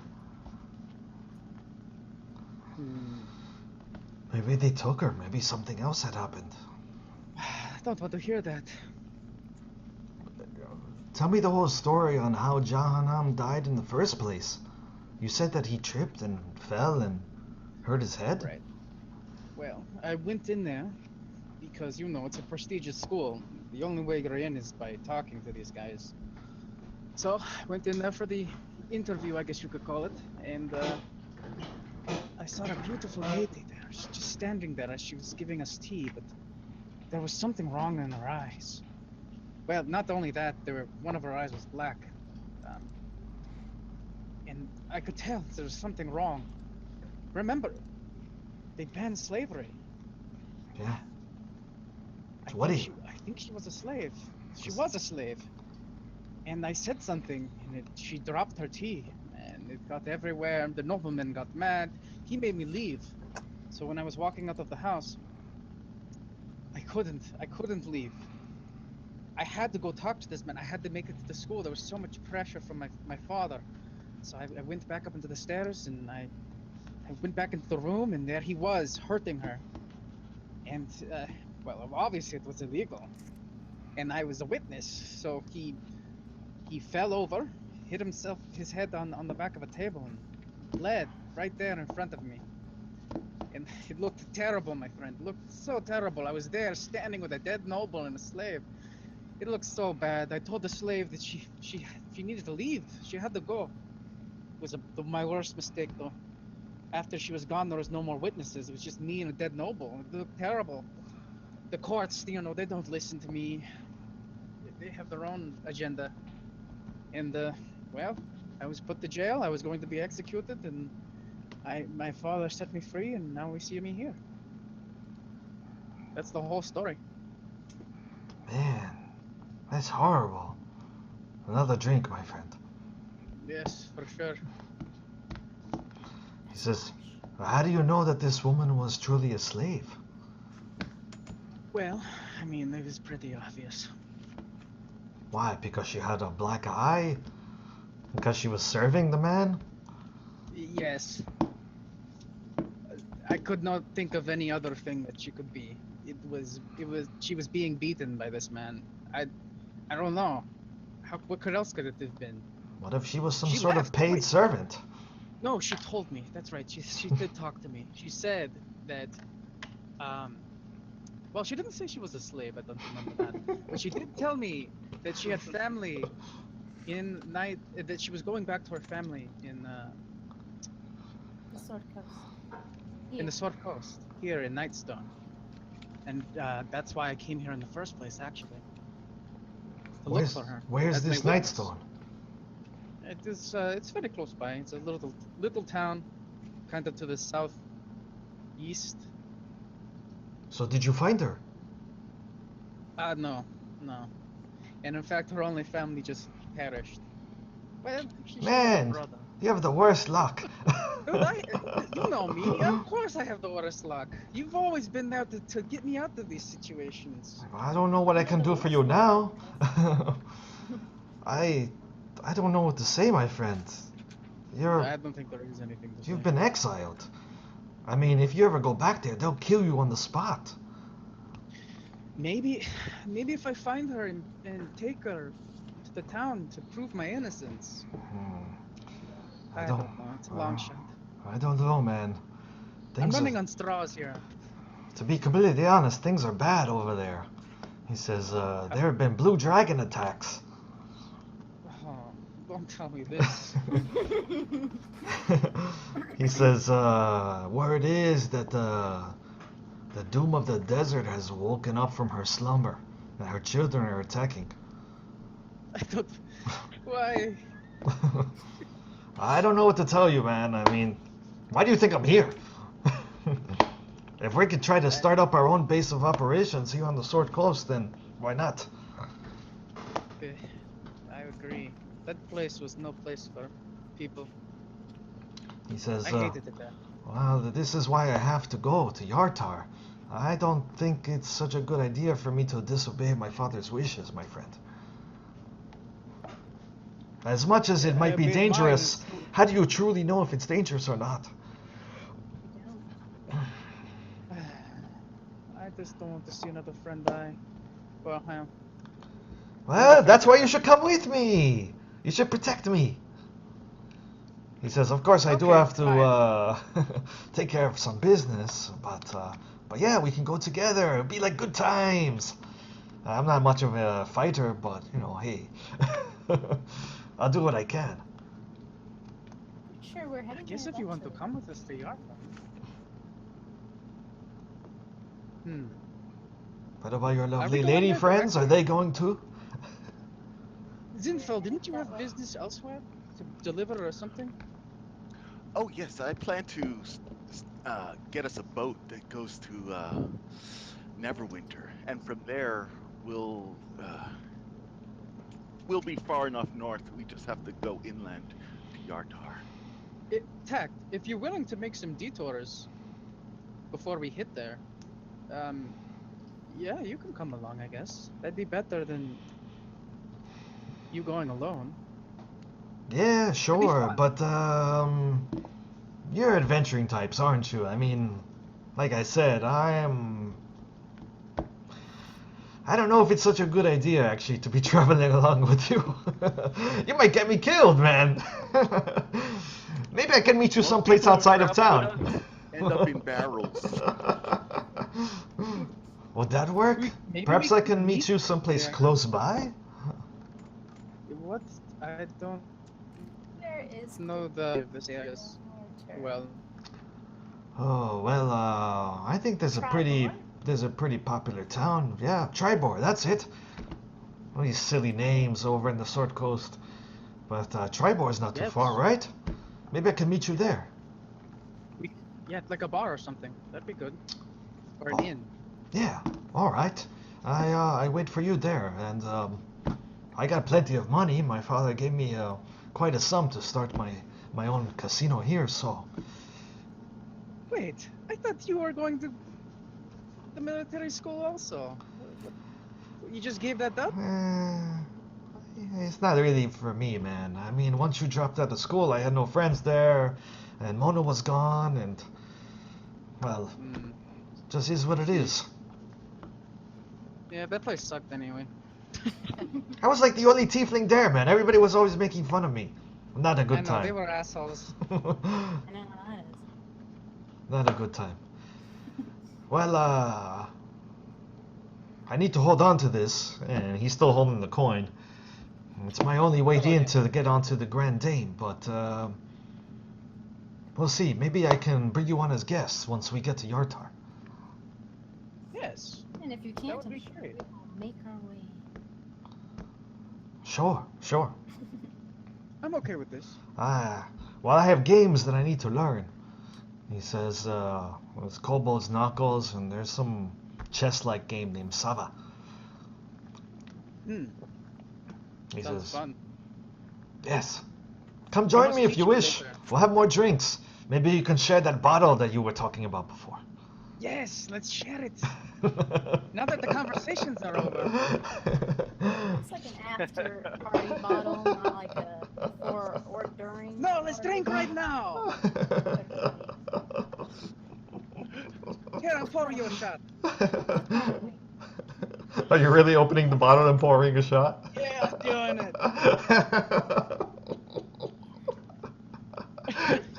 Don't drink it right now. Do not drink it right now. You will not be able to learn any of the games if you drink it right now. Please. Wait, do we have anything else to do today? I look at my party. It's the after party drink, like I said, not during party drink. Hey, maybe I'll actually become one of the strippers. Right, Deck? I pour him this shot. Oh man, let's switch to Thornburn Emmett right now. So, all right. So you guys are outside entertaining the workers. Is there anything in particular you're trying to do, or are you just trying to collect rumors? You said you were carousing, right, Emin? Yep. Yep. All right. Let's see here. Oh man, it's a standard gather information check, which doesn't think this is a skill anymore. Exactly. Give me a second. Let me. Winter.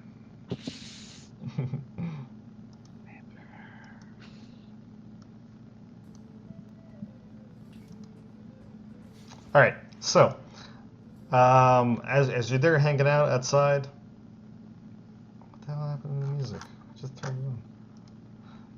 As you're there hanging out outside, you can hear the conversations going on. You're kind of just off the side hanging out with Winter. He's eating some greens. A few minutes after they went inside, you see Thornburg come back out. his cloak is off his shoulders, and his breeches are kind of half undone, and he's tying them back up. He looks like he's got a smear of lipstick on the side of his cheek too.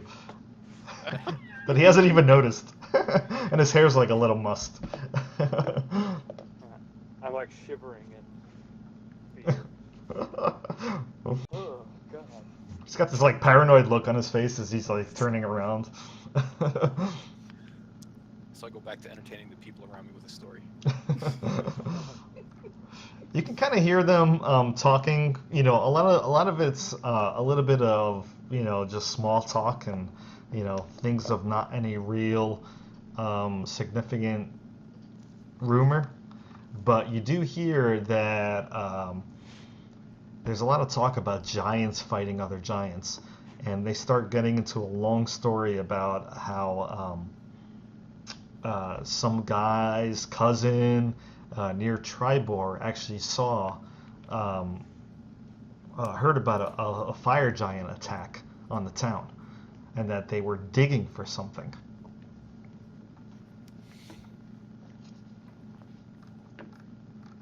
Then it starts talking about some other dude who was saying that the rumor is that these fire giants they're looking to build something. Some guy who knows some wizard out in Neverwinter said that the fire giants are looking for something called the Vonin. And that apparently this thing, whatever it is some sort of weapon. Have I heard of any of these things? Places? People? Yeah. So why don't you make me a history check using your intelligence. Sorry. Yeah, I got no fucking idea. Eh. But so yeah. Well, so I go to the table, plop down, and go, so, tell me about these giants. It's very interesting. Buy a drink? Sure. I am kind of working right now, but always got time for a drink, as he says between drags. That's the spirit. He says, what are you playing, by the way? You said you were playing some music? Yeah. What is the instrument? Oh, it's a harp. They're easy to conceal. Okay. You can slide a dagger in the spine and stab people with it. It's a small harp. Great. A couple of strings. Yeah, no. A couple of strings. Thornburg, you're with him too? I I'm assume? just kind of standing off to the side, collecting myself. Sure. Straightening your pants and fixing your hair. Yeah. So he says, yeah. So I had this friend of mine, and I haven't seen him in a week or so. I think he headed back to Tribor to get some work out there. But word is that there were some fire giants had come by, and it was a big group of them along with some orcs supposedly, and things are just bad right now. Giants everywhere fighting each other, from what I hear. And then we had those cloud giants visiting town just a few days ago. Man, things are crazy right now. I don't know what's going on. Oh, this, that, the end of the world. It'll be fine. Another guy joins the table, and that's when he says, "Yeah, it was like I said. I heard about this wizard who was telling me that these giants, they're looking for something called a Vonin or something like that, some weapon that they're planning on using against the dragons." He says, "I think that's all bullshit, though, man. Dragons don't exist."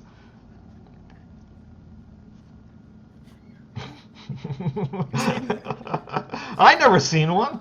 Why, you ever seen one, man? Oh, I'm sure I have it somewhere at some point. That's just some bullshit story the nobles say to keep us little people in line. Protecting us and all that BS. No, that's true. You can't trust what nobles say. I hear you. But that doesn't mean dragons aren't real. Hey, where are you from? Oh, around. Lately, I'm from here. You don't look like you're from here. Of course not. Nobody looks like they're from here. It's Waterdeep. Why aren't you in the They're from party? somewhere else. I heard there's more interesting things out here. Artan sent me out here to play for you guys. He's this lord I know from up in Yartar. You're a long way from Yartar, friend, the other guy says. I know, that's why I said today I'm from here. A couple weeks ago I was from Yartar. Before that I was from somewhere else. I travel, Instrument, me. Oh, you're one of those bard types. Say, you got any magic? One of the other guys says as he joins the sit with the group. Some other worker. Because now you're collecting a little crowd. Ah, really? You got nothing? Come on, give us one of those, what are they called? Cartarps? Those little spells. Right, those things. Actually, the term is cantrip or catfish. Most The only catfish I know is right here, one of the other guys says as he grabs his chunks. Explain that to me.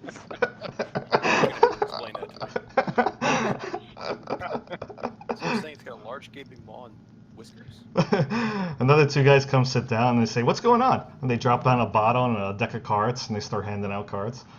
Yeah, we're just sitting around talking. We'll play music and tell stories. These guys are talking about giants and Vonin, and this guy's never heard of dragons. Ridiculous. It's a damn shame. So anyway, I figured I would just see what's going on. That's right. Man, my friend said he seen a stone giant once. The thing was almost about to crush him, and then all he did was offer him a big pebble, and the stone giant left him alone. He's like, Yeah. fucking stupid giants. Although cloud giants are pretty smart. I had dinner with one a couple of times. Nice guy, although, don't insult his books. Oh man. He into a friggin' cabinet. Oh, it was a mess. Yeah, right, you saw a cloud giant. I don't believe a word this guy's saying. I mean, you don't have to. They were just here, last week, throwing stones in the city. One of the guys goes to grab bread and he starts eating a piece and handing out pieces to the other guys. One of the dudes offers you a pipe as they seem to be passing it around the table. Thanks. Meanwhile, Thornbird, what are you doing as you're watching all this from the back? I'm just kind of like reevaluating my life a little bit. I'm really like zoning out, not hearing anything they're saying. I've had a really tough day, and I'm just sitting there thinking about things a little bit. Man. So one of the guys leans in, this old grizzled looking fellow with like a glass eye, and he says, "Yeah, I know a little bit about giants. I saw one back in the day as part of a group called Force Grey. One of them good frost giants by the name of Harshnag. Everybody gets real quiet. Rumor is that he's been killing off the others, hunted them.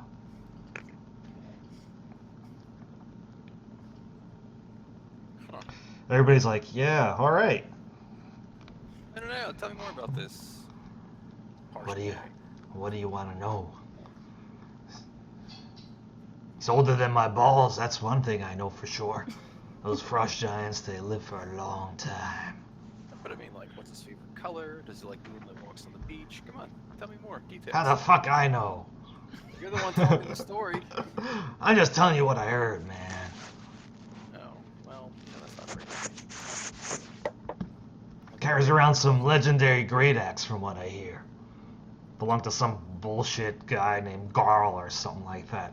Wears a fucking dragon skull as his helmet. The other guy says, dragons aren't real, man. Dragon is very real. There's a wizard now. He says, whatever it is, you be careful if you meet this Harshnag. He might mistake you for a giant.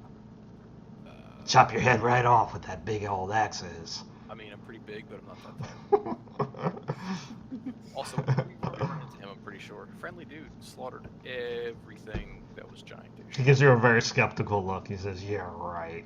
Yeah, it's up by Goldenfields. Goldenfields? That reminds me, I thought I heard about some hill giants were found outside of Goldenfields. Heads cut right off. Let's see. I gesture with my left hand. We were there, slaughtered a whole bunch of them. Me and some friends inside. Oh yeah, save the damn town. One of the other dudes says, oh, I heard about that. Some group called the Stone Sweat or Stone Balls or something like that, right? Stone Balls, yeah, that was it. There was another guy, Brass Balls. Got along. Unfortunately, no balls survived. Brass Balls didn't. But, you know, that's a thing. So we went around, saved the town, hung out with a bunch of At this point, that pudgy butler that you saw from outside, he steps out and he says, what the hell's going on over here? Everybody get back to work. Hey man, we're harshing our buzz. He looks at you and he says, you're supposed to be inside stripping. I mean, I can. 30 ladies, you know? I've heard the talented man. But He goes up to you and he like goes to put a hand on your shoulder and lift you up off the bench. I headbutt him. Yeah. All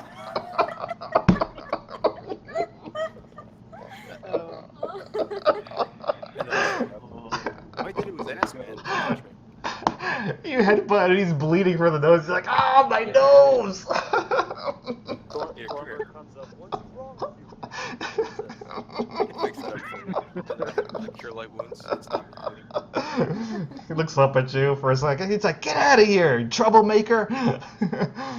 He's kicking dirt at you, but he's not touching you at all. That's the spirit. So, fellas, thanks for the drink. I'm gonna go in and take my clothes off for money, I guess. He says, oh no, you're not getting back in there. You just headbutted me. You broke my nose. I just fixed it. Check. See? I grab his nose and wiggle it. It's fine. It doesn't even hurt.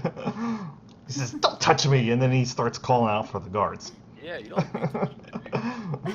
Guards! Guards! I just saw that instead. Those Shikook guys, they just scatter. I move like I belong, slowly at a measured pace. So you're trying to avoid this guy. You're kind of slipping, trying to give him the slip as he's calling out for the guards, sneaking past them to get back into the party. No. Burglars, sneaky. Soldiers. Well, he's gonna see you unless you're purposely trying to avoid his gaze. He's And Thornbird's right there with you. I just turned into mist. You turn into mist. What? How do you turn into mist? With my amazing runes. That's how. Yeah, I should double check that. Either that or I summon a mist. I need to find the. Either that or I summon him. Hang on a second. I'll tell you. Nah, it's gonna be awesome.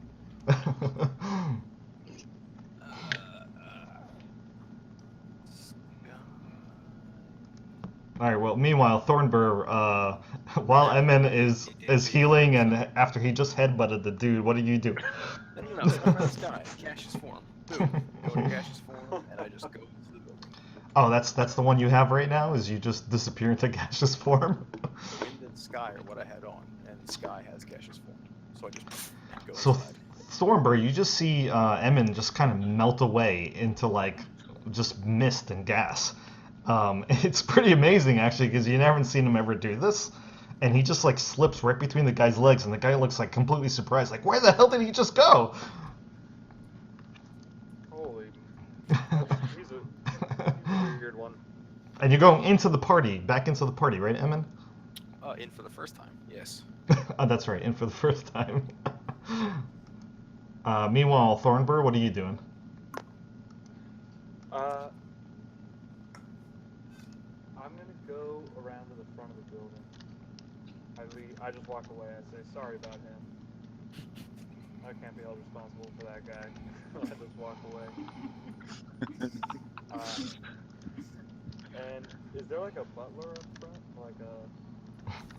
Well, there's a butler that just got his nose busted after he got headbutted by Emin, who's in like complete shock right now that Emin just disappeared. Fine. Cure light wounds, fixed it. Yeah, he did do a cure light wounds on him, so. Is there... Can I find another butler? Immediately outside, you don't find another butler. Although you do see that there are some guards, actually one guard on his way. He's kind of like shoving past the crowd. Emin in gaseous form just slips right between that guy's legs, and he doesn't even notice because there's so many people here.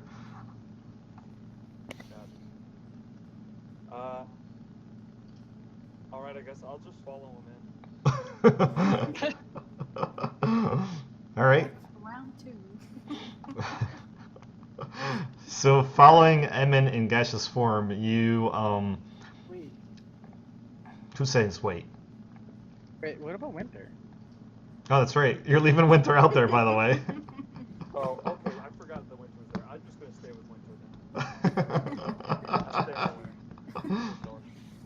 All right. So Emin in gaseous form, you go through the feet of the several people and get into the main area of the party. If you're purposely looking for, what are you doing? What's your plan? More carousing, this time with the next tier of society. I mean, I've got my instrument, I blend in, I could be a stripper, I could... So you're going back to normal form? Yeah. Take off my jacket, turn it inside out, because it's reversible. Use my disguise of deception. Brass balls. All right. I just kinda, you know, Sure. act like I belong. Okay. So as you're doing that, Zinfel, you spot Emin carousing amongst the nobles and the games that are being played. He seems to be just kind of lingering, playing notes on his harp. This is the first time you've seen him inside the party. Welcome. Glad you could make it inside. Oh, you kind of pull him over to the bar where Tact and Kareem and Zorana are standing? Yes. Okay. Really. Yeah, if you're all here, who's walking around finding out interesting things? I'll go do that. Well, I was about to talk to Lord Taliban. Oh, that could be interesting. I'll stick around. It's like humming a tune. All right. Okay. So Zinfel and Emin are going off to go speak to Lord Taliban. And what about Kareem? Are you? You know. Oh, you're drinking. Mind player. Oh my God. Are you really drinking that thing? I'm pouring it for tact. Oh my God. What about you? I'm trying to stop him from pouring it. He pours a shot, you throw the shot on the floor, he pours another shot, you throw the shot on the floor. No, that's the race ticket. Stop pouring. Tact, listen to me. This to a noble. You get so much information from them. I don't know why we're doing it, but we could do it. You're going to get zero information. Listen to me, Dad. It's a great idea. You're not even going to get audible words from them. All right. So while you guys are arguing about whether or not to have a mind flayer, Emin and Zinfel, you quickly find Lord Talabat, who is, chumming it up with the upper crust. As he sees Zinfel, he says, My, look who it is. You clean up quite well, my lady." Oh, I curtsy and blush. You make a lady blush. He says, and he turns toward Emin for a second, and is this one of the strippers, I take it? No. My companions. Yeah, his name is Emin. We are part of we travel together under the name, the Stone Sworn. Oh, well, pleasure to meet you, Emin, and he gives you a bow and a wink. Hey, I wink back at him. Unbutton my top button.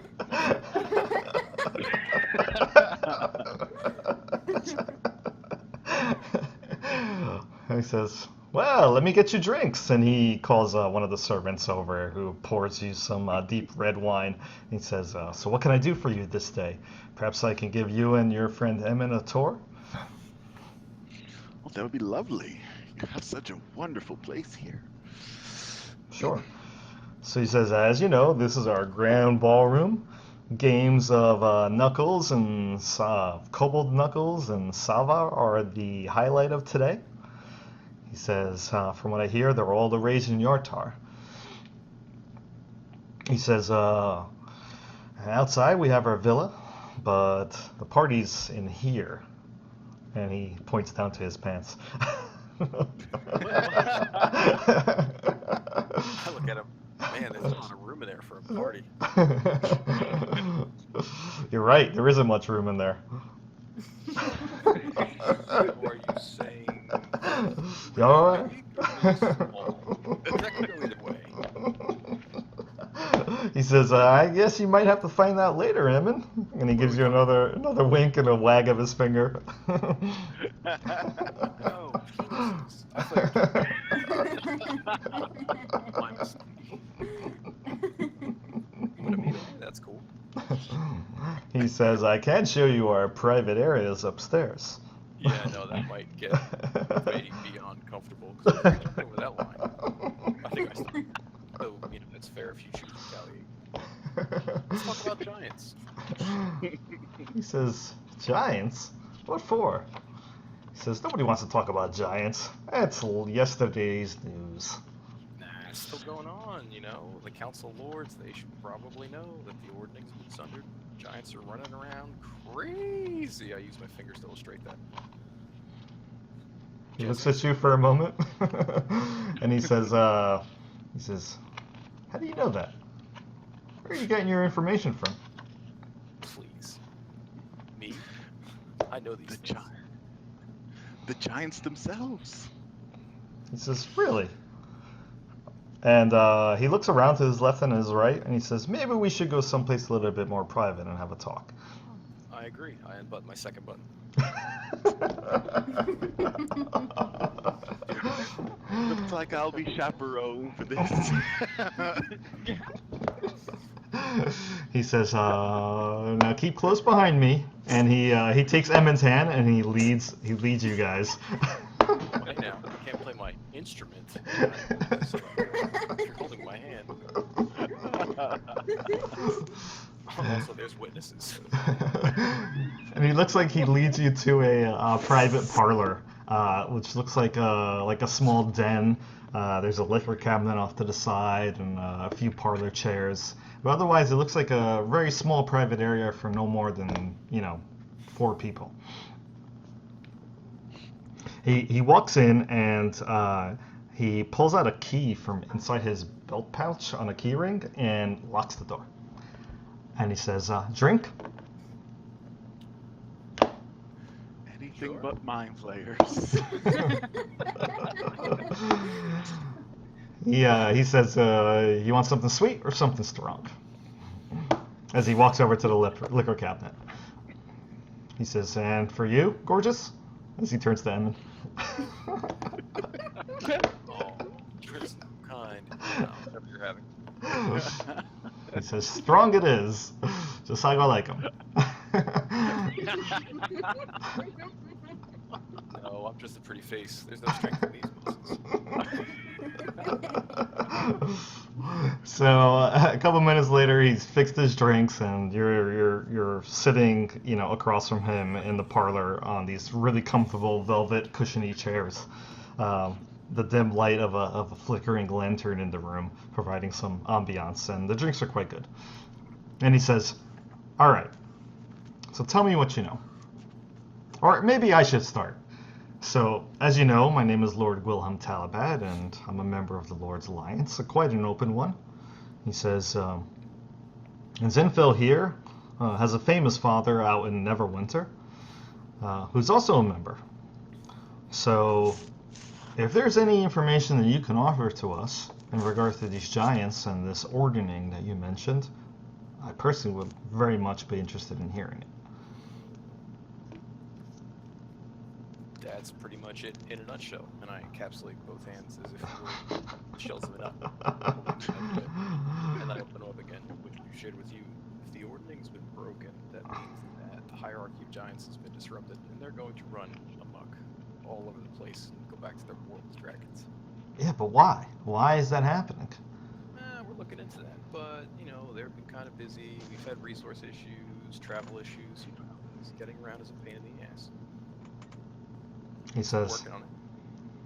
well, I was hoping that you'd actually be able to confirm something, which I've heard is a rumor, and hasn't been truly corroborated yet. But the word is that the king of the storm giants is actually dead.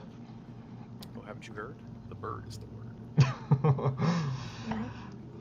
King by the name of King Hackathon was assassinated, or kidnapped, or something. Whatever it is, their giant god just decided upon himself to just say, hey, free for all the giants. And now they're all infighting and determining who's on top.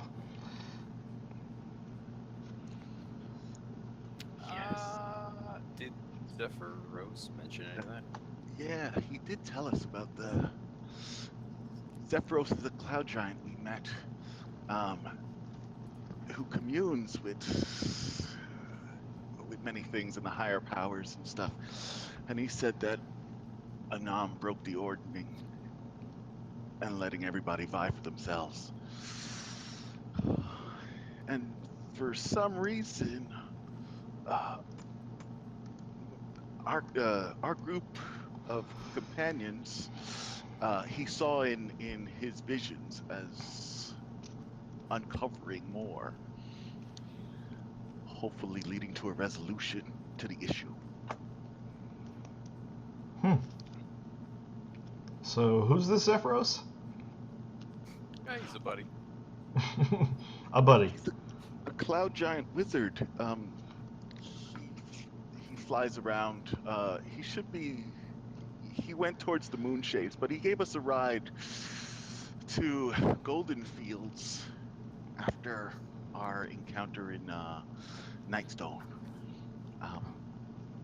So he lives in a giant tower with many books. It was so wondrous. He's a giant tower. But yes, so I tell him about the pacifist Zephyros and his wizardly things and everything that he had imparted upon us. Well, you finish this story when you're on your second drink, and he says, well, this is really fascinating. I can relay some of this information with your permission to the powers that be. He says, maybe put in a word to our open lord, Lady Layrel Silverhand, and see what she says. Those chosen. I mean, you can. You know something I don't? crazy? He just kind of shrugs. I mean, it doesn't hurt. She's on your side, but God, don't stand in front of her when she's shooting something. Well, I'm just glad she's back. Hey, fair enough. I heard she had some kind of council with Cloud Giants a couple of days ago. She did. They were looking for something. He says, they weren't evil or malicious in any way, but apparently they thought that there might be some relics from some ancient kingdom called Ostoria that existed in the past. He says Lady Silverhand was able to dissuade them from doing any damage to the city looking for them. But are the relics here? Because they could be looking for more things associated with their rune magic, which is something I study.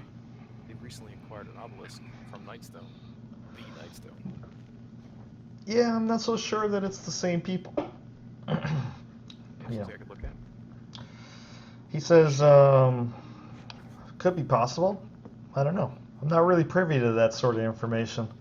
It might be worth asking around, and I take a napkin and I sketch onto it just a glyph and hand it to him. One of the runes. Interesting. So you can read these runes. I wave my hand back and forth. I mean, more than read them. You can unlock whatever latent magic they have. I sketch one into the air and I summon something impressive. Make the big cloud thing that floats us around. That's awesome. Sure. I summon the cloud next to us. He looks up at the ceiling and he's like, wow, that is impressive indeed. It is pretty nifty. He's So, our yes, resident rune master.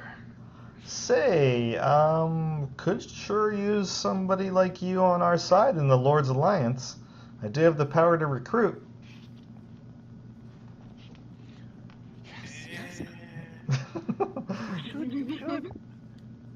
He says the same thing goes for you, Zinfo. He says, how about I make it worth your while? You said that you got to go to Neverwinter at some point, right? Yes. Well, what if I told you that I know of a certain teleportation circle used by a certain organization that happens to share a name with Emmons Instrument there? Oh, for fuck's sake, those stupid Daffy Harper bastards. I smashed my Harper. Like literally just smash it to pieces? He looks at you for a moment, he says, whoa, that table cost me 1,000 gold pieces. I hope you didn't nick it too bad. Also, I had a bad experience. He says, well, if it's all the same to you, they don't really know I know about this teleportation circle. But I do know how you can get in and start using their little network. Now that is awesome. Let's talk. He says, all right. Give me a moment here. And he goes up to kind of like a bookshelf that's along one of the walls, and he starts looking for a book and flipping through the pages. I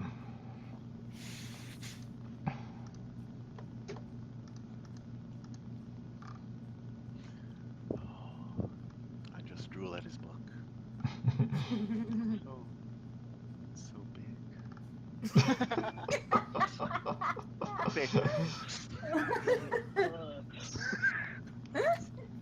God. The way he handles it in his hands. Tenderly flips the pages.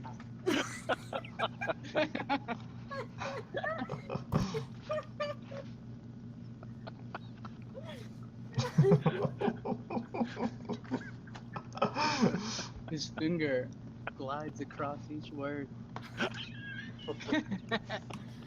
White strokes. Ah, here it is.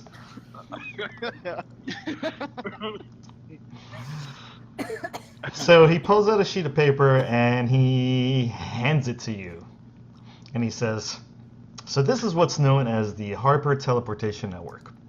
As you can see, it links 6 of the major cities on the Sword Coast together via teleportation circles. He says, I know of the existence of the secret location of one of them right here in Waterdeep. Right. And here he in gives, the city, huh? yeah, he gives you a real bright smile. He says, there's a certain mage by the name of Testril Malarden. She says, spends her time in the City of the Dead, in a particular tomb that belongs to a woman named Myrna. He says, all you got to do is show her this piece of paper. Say that you want to use the network. Say that you're part of the Harpers, and then she'll let you. She'll cast a circle for you so you can travel wherever you want. I have to claim to be a Harper. Hang on, I need to ponder this for a moment. I have some sort of conflict. The simple white lie for the greater good. I will lie in your stead. No, but it's gonna be fun because like, there's great as a Harper, use their stuff. Yeah, I'm cool with stealing shit from the Harpers. Deal. Alright, so let me give you those directions one more time.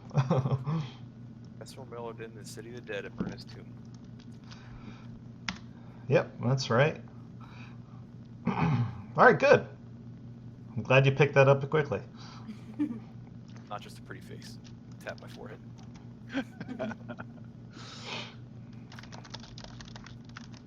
Ruining ain't easy. And now you have the sheet in your possession. Wow, thank you. I fold it very delicately and tuck it into an inside pocket. Alright, so that being said, let's go have some fun. Unless, of course, you want to remain behind, Hammond. Honestly, you're cute. You're not my type. I might be able to change your mind. Yeah, I doubt it. And he kind of tucks on his belt. My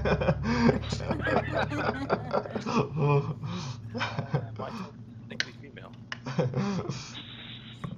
What'd you say? What did you just say? My type is distinctly female. Oh, you tease. And all this while, I thought you, might actually want to see what was in my pants. I mean, if it's more papers like this, show me. If it's not, then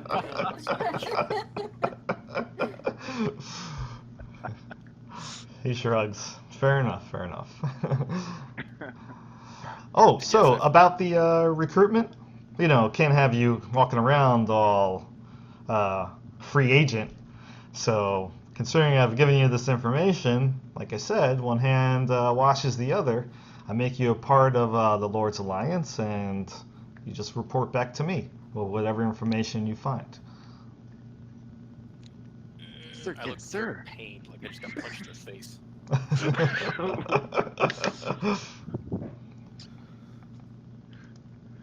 then I shrug. Don't worry. Okay, I can lie to you too. I mean, we'll tell you everything. And I just nod at him as I wink with both eyes.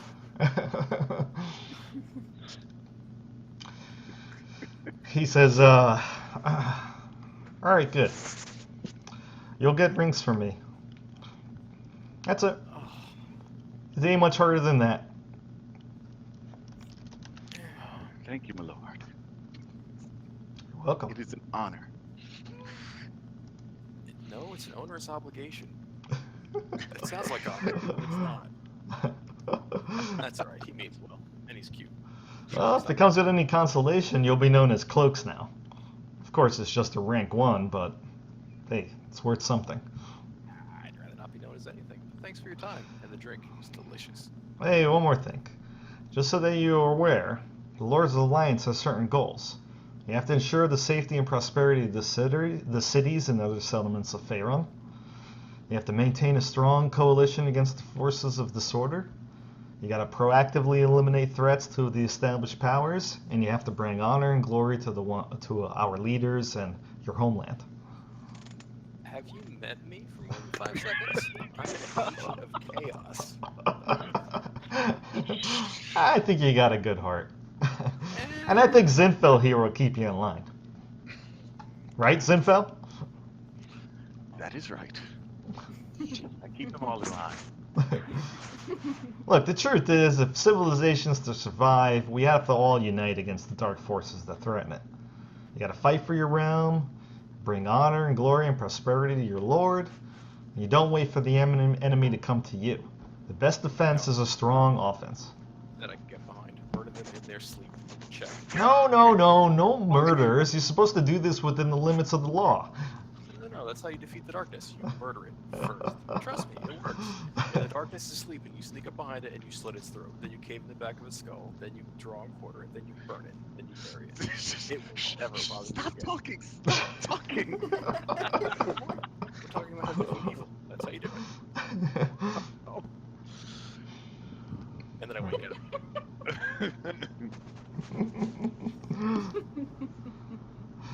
All right.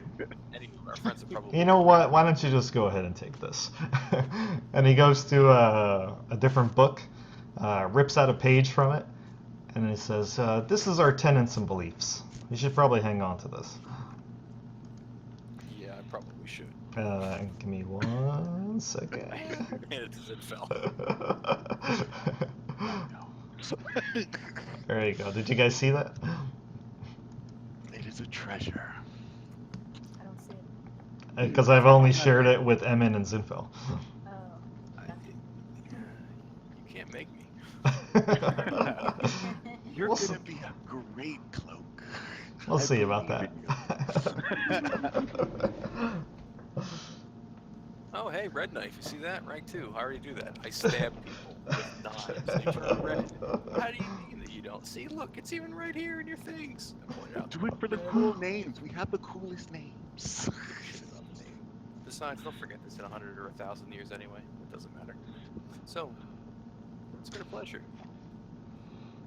Pleasure's all mine. Maybe if you change your mind one day, you want to explore the opposite sex. You know what? You're reincarnated as a female something or other. I'll call you. Fair enough. He goes up to the door, fills your drinks, and unlocks it. And he says, "Enjoy the rest of the party." I grab his ass on the way out.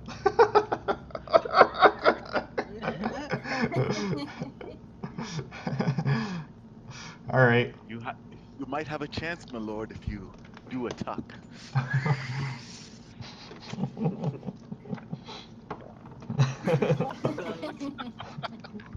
I won't even ask.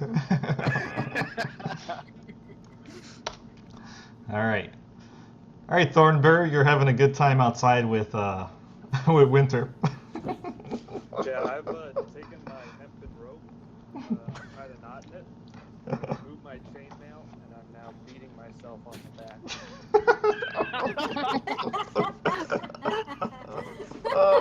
Are you doing this in private or kind of like out in the open?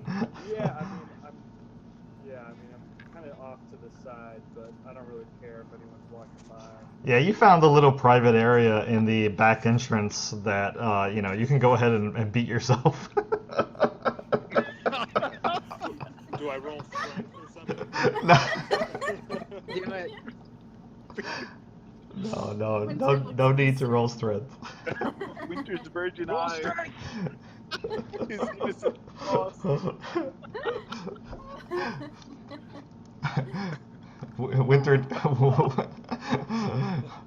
Winter does give you a few pity licks, though. You licked the lipstick off your face. Yeah. Just a mild self-flagellation for the first timer. I'm kind of nervous about it. All right. Oh my gosh. All right. Why don't we take a little break, just so I can catch my breath and write down some notes here. Yeah, you need to recover from all our shenanigans because of Jesus. All right. Why don't we come back at Our shenanigans. Why don't we come back at 10:45? That was All right, self-flagellating. That's just crazy. All right, my shenanigans.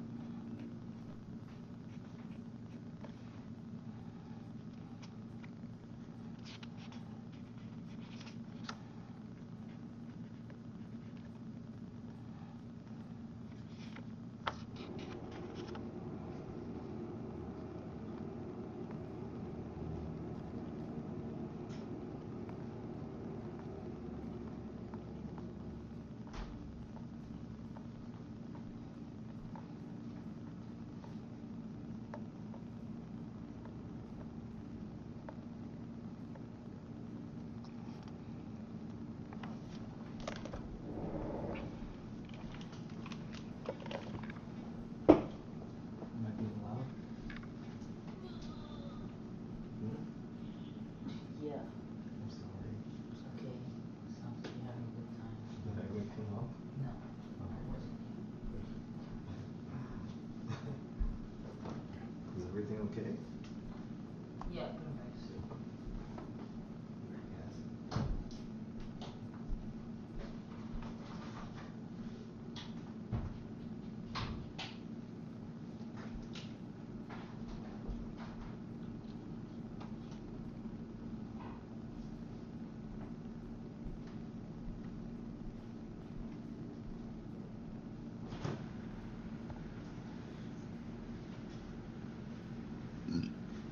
Surprised we haven't got ourselves like attacked yet.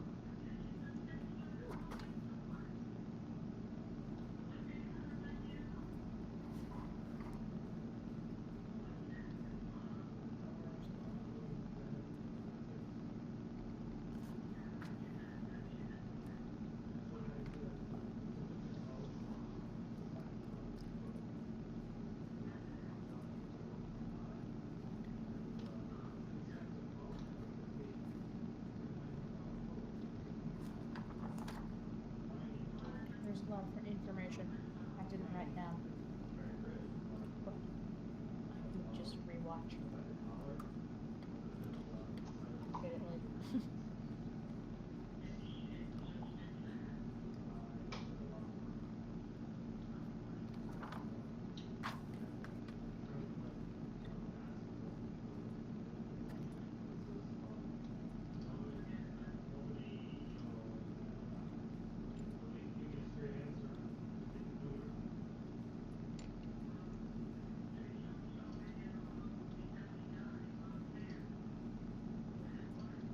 So, Emma, do you have a jacket or a cape? You said jacket. I'm gonna draw a jacket now instead of a cape. So it's going with cape. Who? Draw whatever makes you happy. No, it's whatever makes you happy. It's your outfit. Yeah, but change outfits. You know, whatever's needed. So big cape. You're like a cape guy. You seem like a cape guy to me. Maybe you get a cape. And you're gonna take it. And you're gonna like it. See? There you go. It's just how it's gonna be.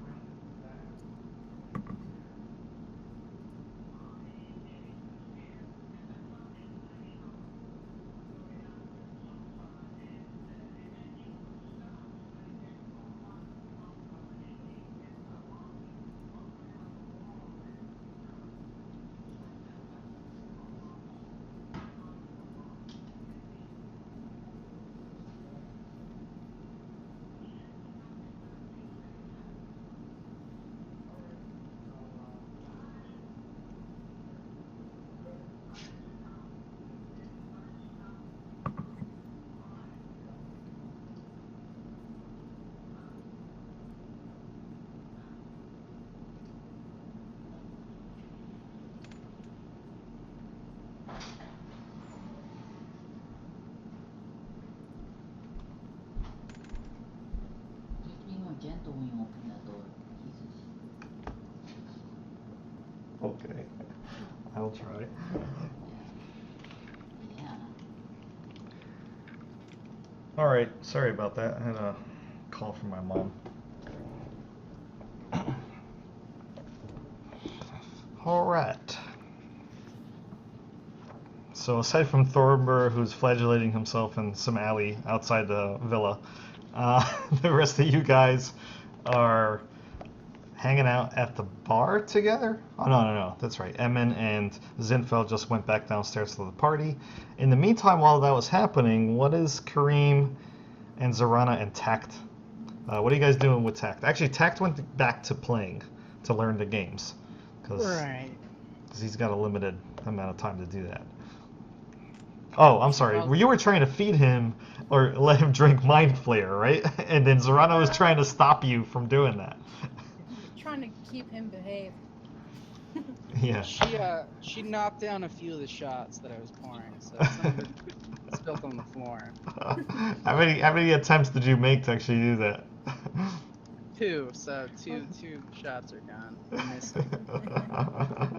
All right. On the floor. Yeah, missing. Lick it up. I've removed them from the bottle.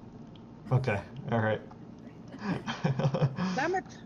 How am I supposed to pour this? Fine. We won't have any Mind Flayer.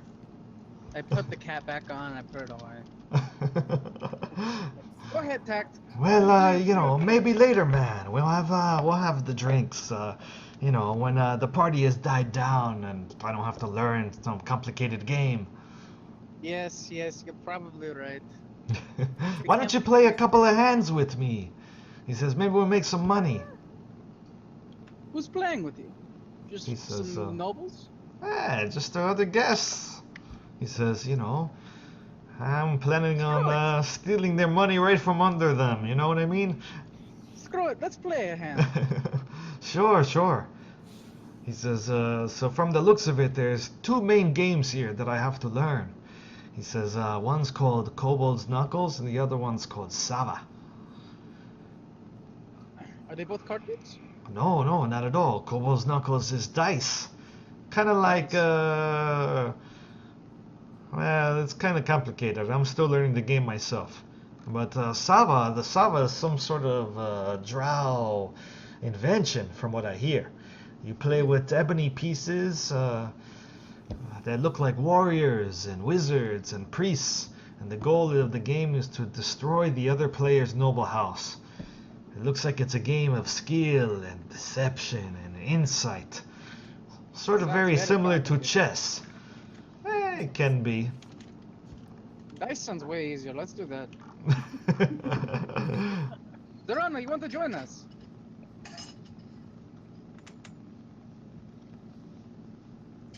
Look at that face. I'll watch. Okay, watching school.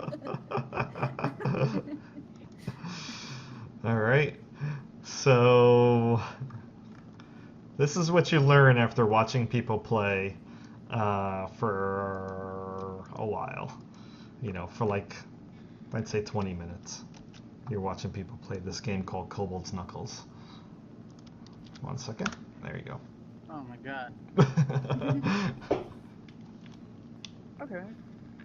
Just ignore the part that says the minimum bet is 1 golden goose. It's actually a different mark, because don't forget, you guys were given a stipend of 25 gold. So they're betting with real gold here, so the minimum bet is 1 gold. Which, by the way, you haven't really collected your stipend, but we'll say that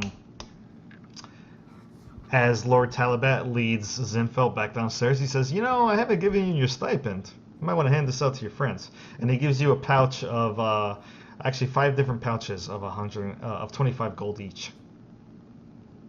Cool. They'll enjoy this a lot. Sure. I'll give each their share, and I'll even head out back to see if, you know, jingle the bag for Thornbur, see if he wants to come back in. The coast is clear. The lady in the red dress is... Wait, what? Are you spanking yourself? What's going on?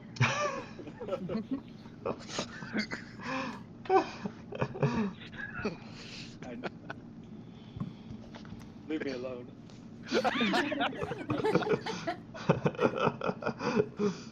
I'm sorry. Winter's kind of like nudging him with his head. Winter looks like very teary-eyed at the moment, like, please help him.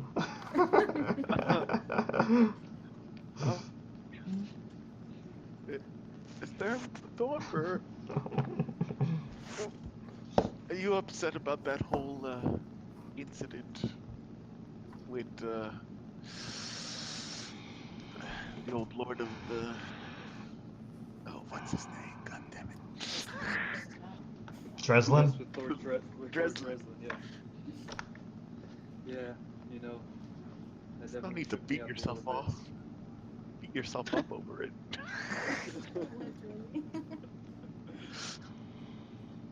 Yeah, you know. Maybe you're right, but I feel like I need to get closer to my God. I feel like I'm failing him, and seeing Brother Jacob practicing made me feel like I got a lot to learn. But no. I'm just, not in a party mood, but someone's got to watch Winter, so don't worry about me. And I just kind of start hitting myself a little bit again.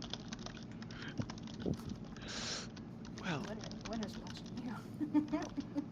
I'll leave you to it, but just a few words before I go. But I don't know much about your God, but from what I've learned from you so far is that, he is a God who looks out for those who suffer and eases suffering. Well, maybe you want to suffer yourself physically to feel the way that they are. I think just being aware of it might be enough. Maybe focus on easing the suffering rather than sharing in their suffering. But I'll leave it to it. I'm no expert. Here's a bag in case you do decide to come in. And that's it. Thanks. She scurries away. Thornburg kind of sits back, a little awestruck, and puts the rope away, starts putting his armor back on. Stays sitting with Winter.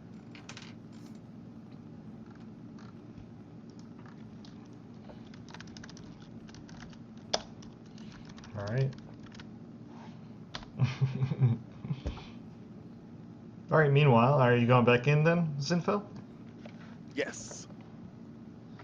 All right. So you find and Ammon, what are you doing? I think Eric stepped away. So anyway. Hey, relax. I could cause more trouble. All right. Hanging out with guests, flirting, drinking, telling stories, playing another instrument. I find something. Sure, We're sure. so slowly unbuttoning another button. No, we button those back up. You got to button it back up, so you got to button it again.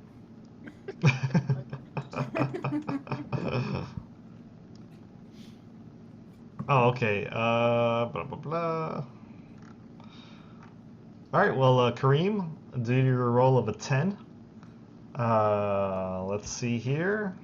Actually, so the dealer rolled a 4. That's what their total was between the D6 and the D4 behind the screen. So they are now rolling a D4 to try to beat your 10, which is currently the high roll of the table. So this is kind of like blackjack. Yeah. Wait, if they get a 10, they actually beat it? The dealer always wins when you tie. So players with the same total as the dealer reclaim your bet. So actually you would just break even. Right now your bet was just a gold piece. So dealer's trying to beat to get a 10. Of course, if they exceed 10, then they bust. So right now they have a 5. Now they have a 7. They're going to try again. They have an 8. We'll only have to stop A at 8. 9. No, they have to try to get a 10. Exactly. Oh, and he got it. So you broke even. Everybody else lost their bets, but you didn't lose your gold This piece. game sucks. What are you talking about, man? This is a great game. He's I like, just got a 10 and I still lost. What the- yeah, but you broke even. The house always wins, you know that. That's why I don't want to play. The house always wins. You know this too. Well, casino's a business. Yeah. How do you expect them to make money?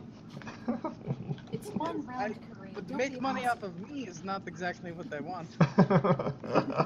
You want to play again? Make maybe a bigger bet this time? Nah, I think I'm going to go group with my party and see what happens there. We'll meet again in what was that one again? Triborn. Ah, that's it? You're saying goodbye? I won't see you? We can't have drinks later? I mean, they'll stay for as long as we stay. I'm not sure if we're leaving or when we're leaving. I have to go talk to them. Well, I'm not sleeping here tonight. He says, not like they would have me. There's actually, I got a room at one of the famous inns in the city, in the North Ward, called the Grinning Lion. Why don't you come by? Aren't we going there? That's actually where we're staying. He says, I paid quite a sum to spend the night there. In fact, that's where I'll be staying for as long as I can, until I can somehow get some passage to Yartar. Maybe we should act distant to each other. There are bad people trying to come after me. What? Man, Hey, your life is never simple, is it, Kareem? no, apparently not. You always made it way better when we were hanging out. He says, that's because I kept you in line, my friend, and got you out of trouble. You always found a way. I did. Well, don't lose your head. I guess if you decide to come by the inn, I'll meet you there. I would like to see you before you go. That One sounds last good. time. I will Nuts. definitely make that a priority. All right, my friend. He gets up from the table. He gives you a deep hug, and he says, "Till later. Seeing you Good seeing you." later. And then I do the, we do the, you know, The double kiss. Like on the sides of the cheeks, like. All right. No. We snap our fingers and do like the Oh, the finger gun. Fonzie A, like. Yeah. Hey. Yeah. The finger guns. Okay. So he laughs at that, and then he goes back to playing. Okay. All right, so you're back with the party. Yep. Okay, friends. What do we do now? I thought you were gonna sleep with that guy. What? Guys are getting along so well. Oh, of course. He's a very good friend of mine. Oh, What are we doing? we're drinking and having fun. You know Don't that we want- we've literally gone like It I think has. a week straight of non-stop action. Just relax, people. This is true. It is getting late. I mean, the party's getting on, but people are very drunk at this point, and the money is flowing, and the strippers are stripping. I wonder if anyone knows here about Lady Silverhand. Maybe Simple, we should didn't ask you about talk that. to Lord Talbot just now? You and Emma. I saw you two walk by. Oh yes. They refuse to have sex with each other too. Nobody's getting laid tonight. Is that Very what you like to sad. do? Is get laid? Well, I like to watch. That's a interesting fetish you have there, my friend.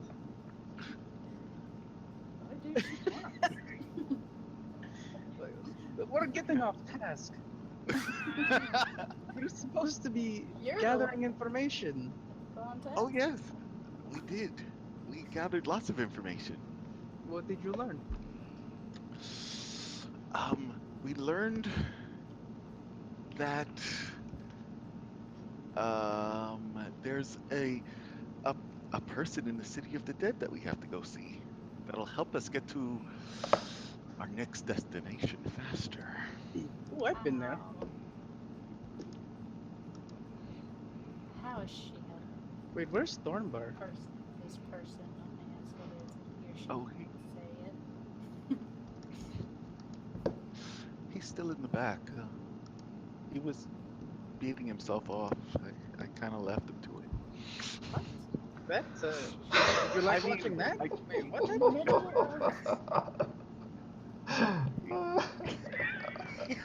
This poor Thornburg, man. He's had the worst night. He's had the worst day ever.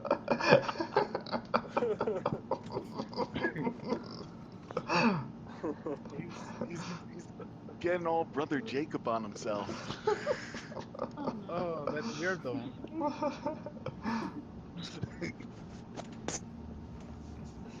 What are we doing here?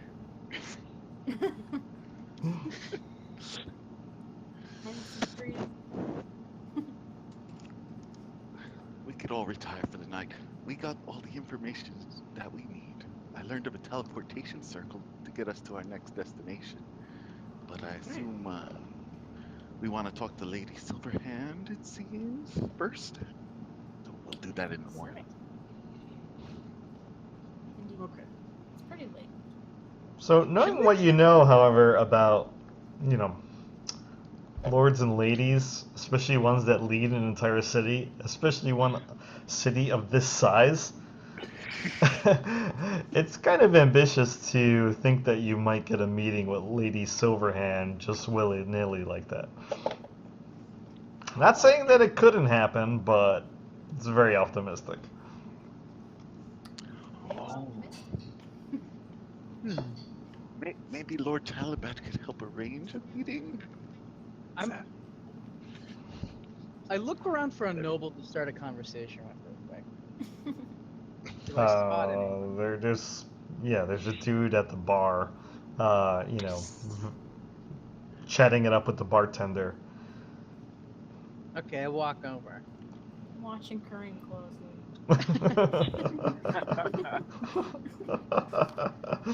Hello, my friend.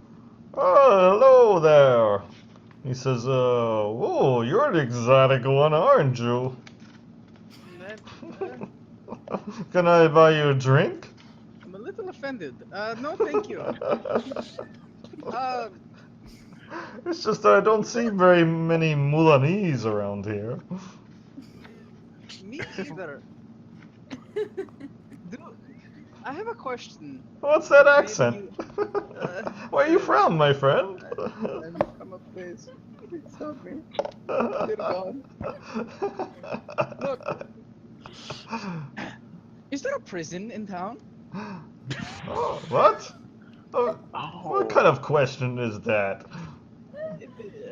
Oh, wait a minute. A prison? No, Yeah. nothing to that. No, no, wrong. Wrong. Wondering if it's a prison. I have a certain dungeon. Help me. You know of a prison in town.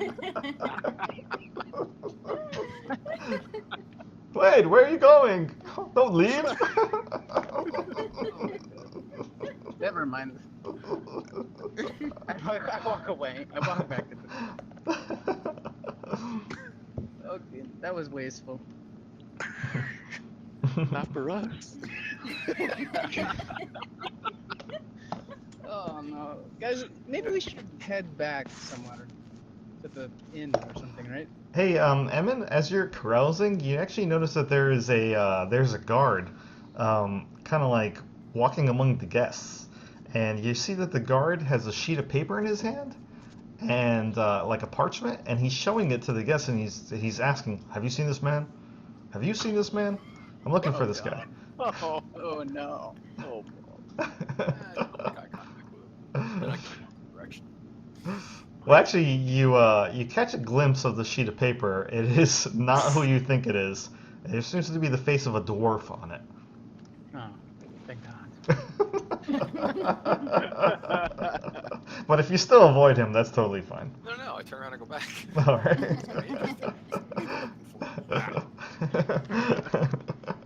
So just kind of So you kind of see this like square-jawed guy with clean-shaven face and very close cropped hair.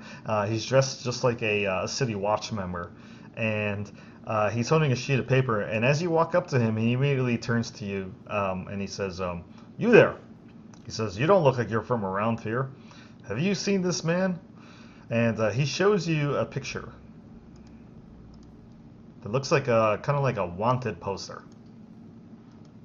He says, "Goes by the name of Warville the Weevil Forkbeard." Wow. Keeps weevils in his beard, huh? That's disgusting. Well, I don't know if that's true or not, but have you seen him? Big reward for him, 5,000 gold, offered by the Marchiana Mirabar. No, haven't seen him. He says, "Well, if you do, report him to the City Watch." Here at this party, like you're fish out of water, man. He says, "Don't question the City Watch, son." Rumor is he was seen at this party. Oh, That's all you need well, to know. Yeah, why don't you go find him? Do something useful. He gives you a look and kind of shoves past you. Hold it back into his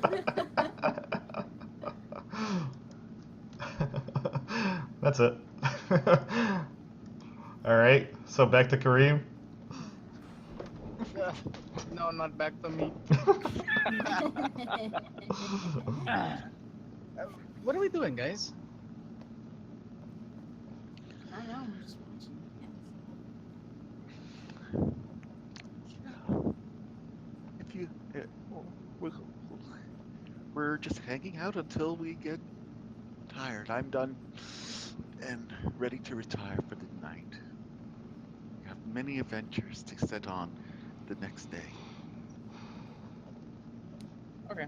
So I guess we'll just hang out and wait until we have to go back to the inn, right? Well, it looks like this party is going to be going late into the night, but it has been a long, long day for you guys. If I recall, you traveled, you left in the morning from Nightstone, and you have done a ton of shit today. You've been all over the city. We stayed at the Slaughtered Whore one night. Oh, that's right, It's like you a did. player. That's right. Still, you've been all over the city since the morning. Yeah. But you did have a good time, and you didn't manage to get into a fight except for Kareem.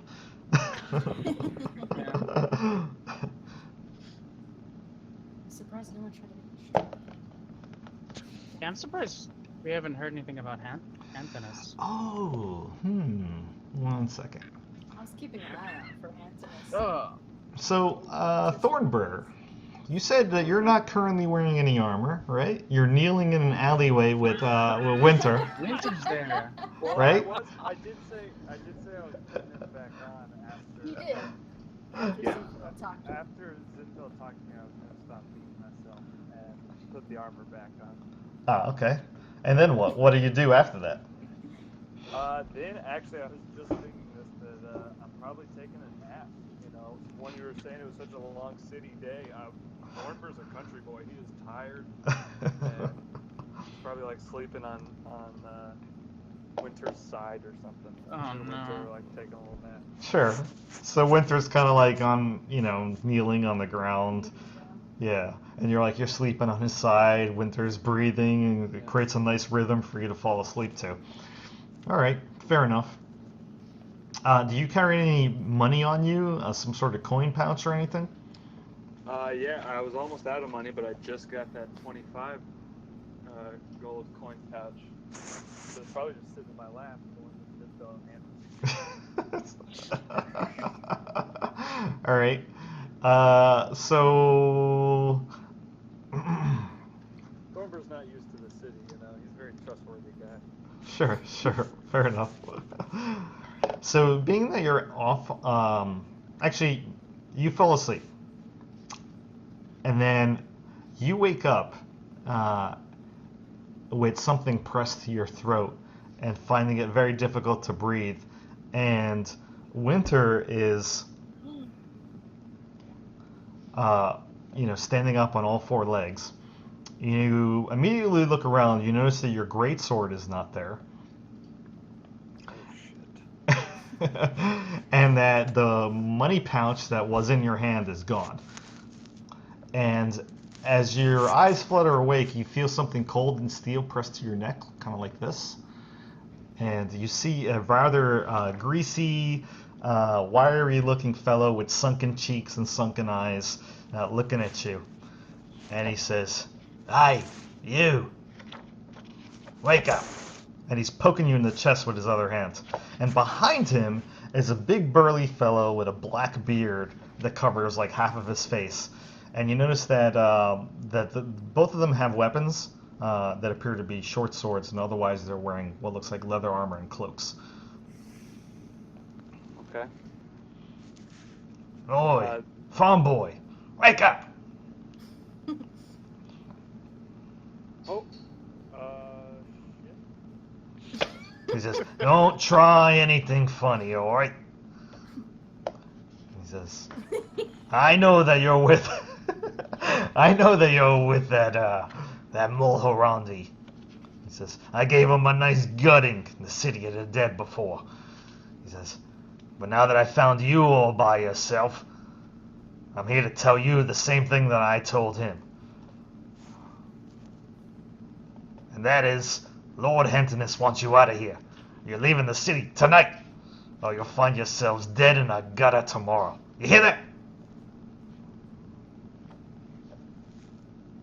Hey, I asked you a question. You hear that? I say, don't move. Nope, I can't do that. I say, stop. And I cast command at 2nd level. All right. And He kind of gets like a dumb. Actually, I have to make a saving throw, right? It's a wisdom saving throw. Yeah, wisdom saving throw. All right. Give me 1 second. And then I try to like jump up and grab it. Can I see my sword around? Yeah, you notice that it is on the back of the guy with the big black beard. Behind this guy who had the short sword to your throat. So give me 1 second because I need to make my save. Yeah, and the DC is 14.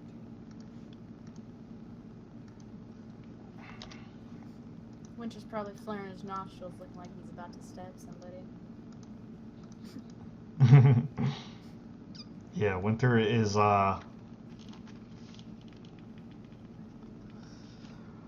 kind of behind Thornburr, next to Thornburr, and almost in a defensive position.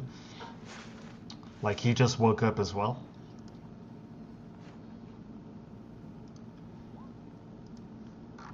What did I get? 15!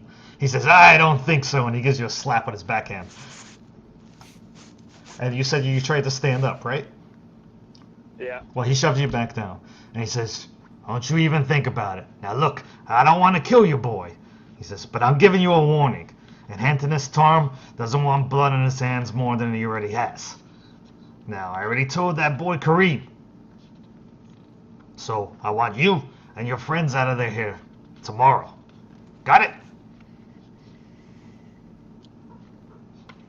I can't let you leave with my sword. He says, he looks behind him and he says, "I give you the sword back, you go." We're leaving tomorrow. He nods to the dude behind him and he says, "Barbosa, get rid of it." And the guy says, "You got it, Mr. Shine." And he takes it off his back and he chucks it like a hammer in the Olympics into like a bush 20 feet away. And then they get up and they book it down the street. God damn it. And they took your money, by the way. You didn't have much in there anyway. That's my pride that I'm worried about. Meanwhile, Winter flares his nostrils and kind of stamps his foot on the ground, but he doesn't like go chasing after them because he wants to stay close to you. I'll start petting him down. And then you go grab your sword, I assume. Yeah, I go grab my sword. I'm standing with Winter, heading winter. All right, back to Kareem and the rest of the party. I go outside. All right, so you go outside, and is the rest of the group with you? I don't know, are they? Probably following him. Yeah, we're Emmett- heading out. M and Sue? Did I see the leaf? Yeah. Yeah, I'll follow him. All right. Well, you find what's it called? You find Thornburr outside, and Winter as well. Winter kind of looks a little like he's shaking a little bit. You notice Zorana, and you see that Thornburr is he's got his hands in a thorn bush, trying to fish out his greatsword for some reason. What are you doing there, Thornburr? Whoa, what happened? Oh, I don't want to talk about it. As he turns around, you can actually see that there's a little nick on his neck. Zinfel spots it. Oh, you're bleeding. I was jumped. Same guys who got you, Kareem. They told me. I don't know. They're idiots. Yeah, well, you know, I took a little nap, and guess I shouldn't have done that. Oh, not out on the streets. Surprised Yeah. Winter didn't kick their ribs in. Yeah, you know, shoot, me and him got real comfortable, so. If you're tired, maybe we should head in. Yeah, oh yeah, let's do that for sure. It's been a long day. All right. Well, you do manage to grab your sword, and you guys head to where? The Grinning Lion. The Grinning Lion? yeah. 'Cause that's where I set my armor, I believe. That's right. Yes, you did. Okay. Give me 1 second to pull up the Grinning Lion here.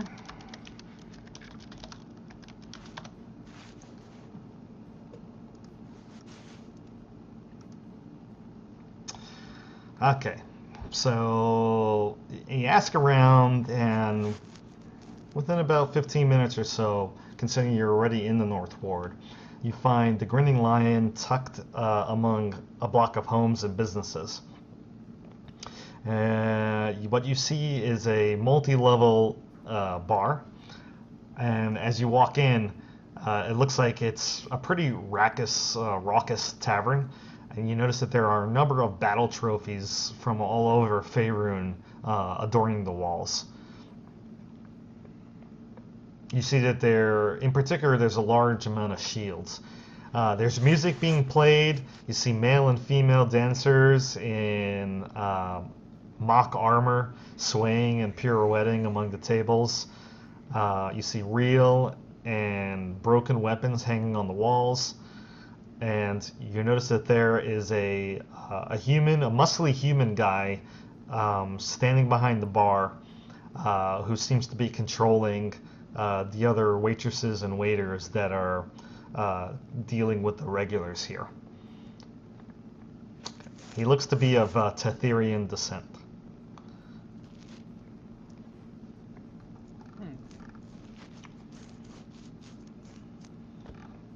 Hello! All right, well, if you're saying hello from the door, nobody notices. It's so loud in here that, there's so many people as well that nobody really pays attention to a bunch of adventurers just walk through the front door. Wait, before we go inside, where are we going to stable Winter? I was reluctantly looking for one. You do see that there are posts outside the inn where you can tie up your horse and or elk and leave them there for the night. That's okay.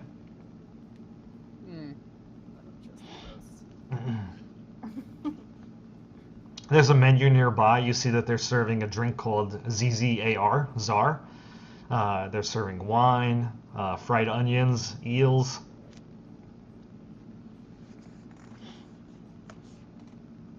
Okay. Well, let's see. Well, What I'm should we hungry. do about Winter? Are we posting him? I'll post him outside for now, but I'll check up on him before we go to bed. Okay. Well, I head in. Sure. So one of the waitresses walks on over to you and says, "Hey there. Is there something I can get you, boy?" Yes. How much for a room here? How long you planning on staying? Just the night. Is it just you, or do you have others with you? Everyone here, and I point back to the party who are at the doorway. I don't know if you guys came inside. I'll follow you in. Oh, all right. You're sharing a room then, all together? Or do How you many need a beds? rooms? Oh, we got plenty of vacancies. Well, I don't think we're sharing beds. I look at them.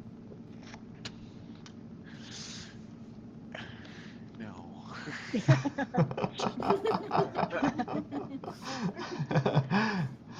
She says, "Fair enough." She gives you some amount. I think it's like 2 silver pieces for the night.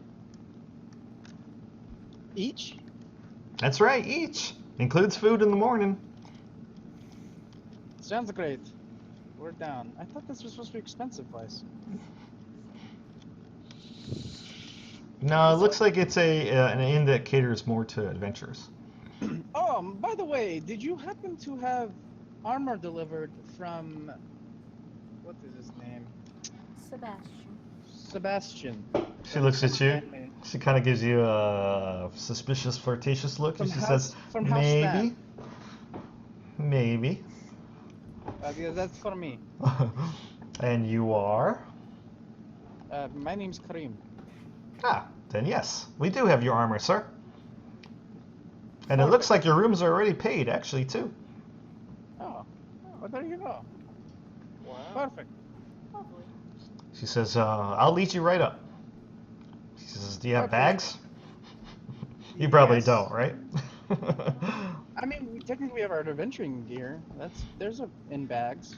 Don't Sure. touch my stuff. She calls one of the bus boys, actually a couple of bus boys, over to take your bags up to the rooms upstairs. She says, "If you need batch drawn, I can have that done too." What? Oh, Yes. probably. All right. You Smell guys myself. smell like horseshit. So you're brought to a pretty nice suite of rooms where you each have like your own personal bath area, and those baths are drawn for whoever wants to take a bath. Oh yeah. Do I smell like horseshit? I don't know if you smell like horse shit, but sure. You actually smell like the city, like you smell like road dust and sweat because you've been out all day, and probably alcohol because you were drinking. Yes, I probably need a bath. Yeah, probably everybody needs a bath. Okay. Yeah. All right. So I think this is a good place to stop for the night, considering it's 11:30 or almost 11:30. Unless you guys want to talk about what you're planning on doing, because the night passes by uneventfully.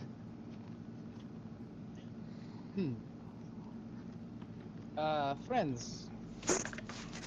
Do we have plans for Yeah. tomorrow? Well, I thought we wanted to talk to Lady Silverhand. If We can. get a meeting with her. How's that even? How are we going to do that? Just walk up there? We could try. Good try. Probably won't be successful, but it doesn't mean we can't try. By the way, I've been thinking, when we ended up in Golden Fields, we had that prisoner that they were dragging along, and he told us that From the air That, cultists. the air cultists were from here. Or something like that. Or they had a base here, or he met somebody who was in the air cultists from here. And, Interesting. and I believe we sent him to the prisons here. I want to make sure that he made it there without escaping, because that would be bad to have a loose end like that. If we Yeah. could So I was hoping we prison. visit the prisons. Okay. Sounds good idea. Okay. Why not? Oh, and I did tell those guys that jumped me that we would leave tomorrow. Yeah, because screw 'em, we they- don't have to listen to them anyway. Yeah, he had a knife in my neck. And I felt pretty dumb at the time. So, yeah, I just thought I'd let you guys know that we're probably gonna have more problems with those guys. Yeah. So we'll deal with that when it comes, I suppose. Yeah, what are they going to do? There's just two of them. Zoonfell, how much time do we have to get that letter to your father? Only a few days. What is it, like 3 or 4 days? This was a very long day, but So the calendar is up to date. So I'm gonna. It's actually one day further than that. It should be Myrtle the 10th now, because it is past midnight. So there you go. I need to have my thing by Natal. The 15th. I'm Only supposed 5 days. to leave. So, you said something of a portal or something that we can travel through? So, yes. Lord Talabat knows of a teleportation circle in the City of the Dead, run by a harper named Thestral.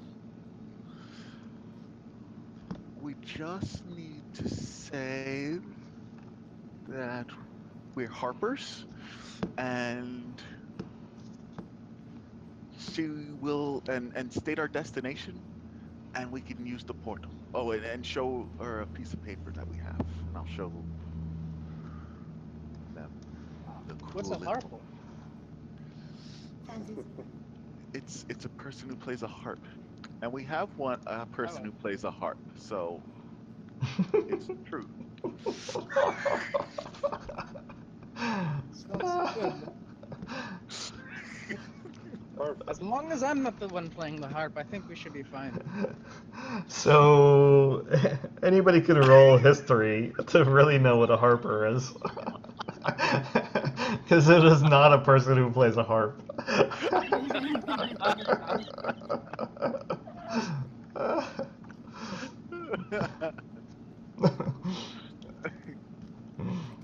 Not the only one rolling? You're the only one who cares. My goodness, everybody knows Well, what everybody knows what harpers are. Yeah, it's obvious. Come on. Where are you from? So harpers are actually, they're a faction in the north that, is kind of legendary, half rumor, half a lot of stories about them. But really what they are is a group that opposes evil and the abuse of power. So they consist mainly of a lot of spies, and they're featured in a lot of stories where they're usually like some sort of spy or some sort of agent, double agent. So none of you guys actually know an actual harper or whether or not it's really a true organization, but this is pretty good evidence leading to that there's actually some truth to who these people are. Okay, I'm gonna pretend that I have disadvantage, so I don't know anything. So No, you would know who they are, even out in damn Mulholland. it. Damn. Yeah, yeah, they are world famous. Hey, you lied to me. What? And nothing. Never mind. They- They're not. They don't. So maybe we'll. Some of them do play harps. They're called the harpers because their symbol is a harp. Oh, course. All right. The Well, original ones played harps. I think that's a good opportunity to end on. Perfect. All right. Awesome. Okay. All right, thanks for the game, Joe. Thank you. I'm sorry that you didn't get to do very much, Eric. Oh no, it's okay. He was depressed. Lumber was depressed. So, Yeah, you just had a bad day with Ordbur. yeah. It was appropriate for what he was going through. All right. All right, good game, everyone. All right, good game. I hope the rest of you guys had fun. Yep. Great stuff. All right, good night.